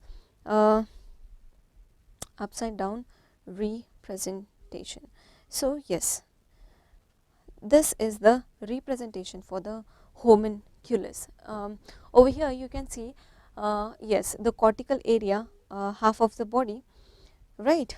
The left half and the right half both will have the half body representation accordingly. So upside down, over here you can see on the top, it's a foot, toes and genitals are represented. Then as you will go down, the trunk and the hand is represented, right? Maximum area is for thumb and yes, the lips, thumb and for the lips as per their, yes, surface area. So if they ask maximum area is for hands and face, that too specifically in the thumb and lips, thumb and lips, right? So yes, the feet are located upwards and the face is located downwards. So it is upside down vertical representation of body. If they ask in one line how you can describe the homunculus, it's a upside down vertical representation of the body in the brain, that is about the homunculus.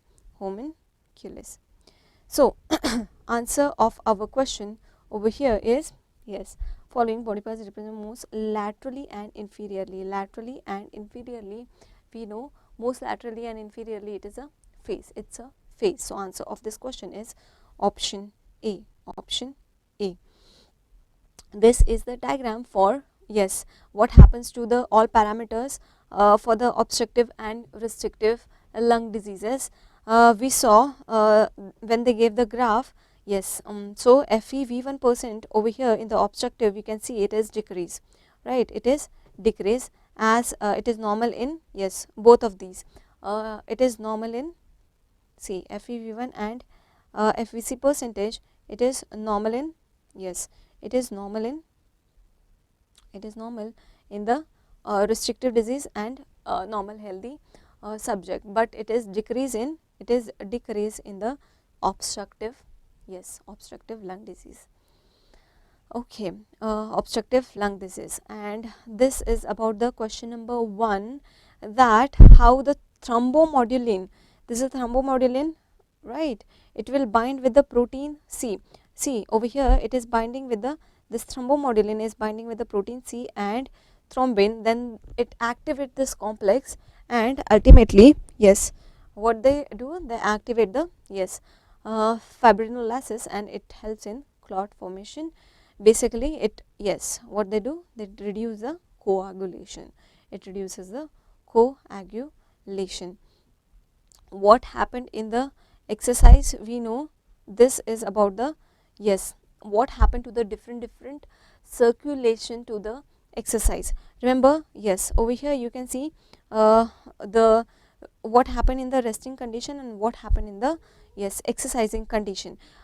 You can see over here over the skeletal muscle it is 21%, but 71% of the blood flow goes when you do the heavy exercise. When you do the heavy exercise, what happened, the 71% of the blood flow goes towards the, yes, towards the skeletal muscle, and yes, all other remember over here cerebral blood flow is 13%, that is 750.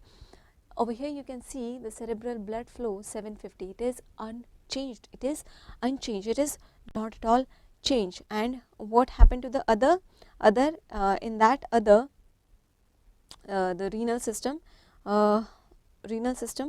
it is decreased from 1100 ml to the 600 ml, and others also decrease. In others, the GIT system is also included. So that is all about the GT 184 discussion of physiology. That is all about the GT 184 discussion of physiology questions.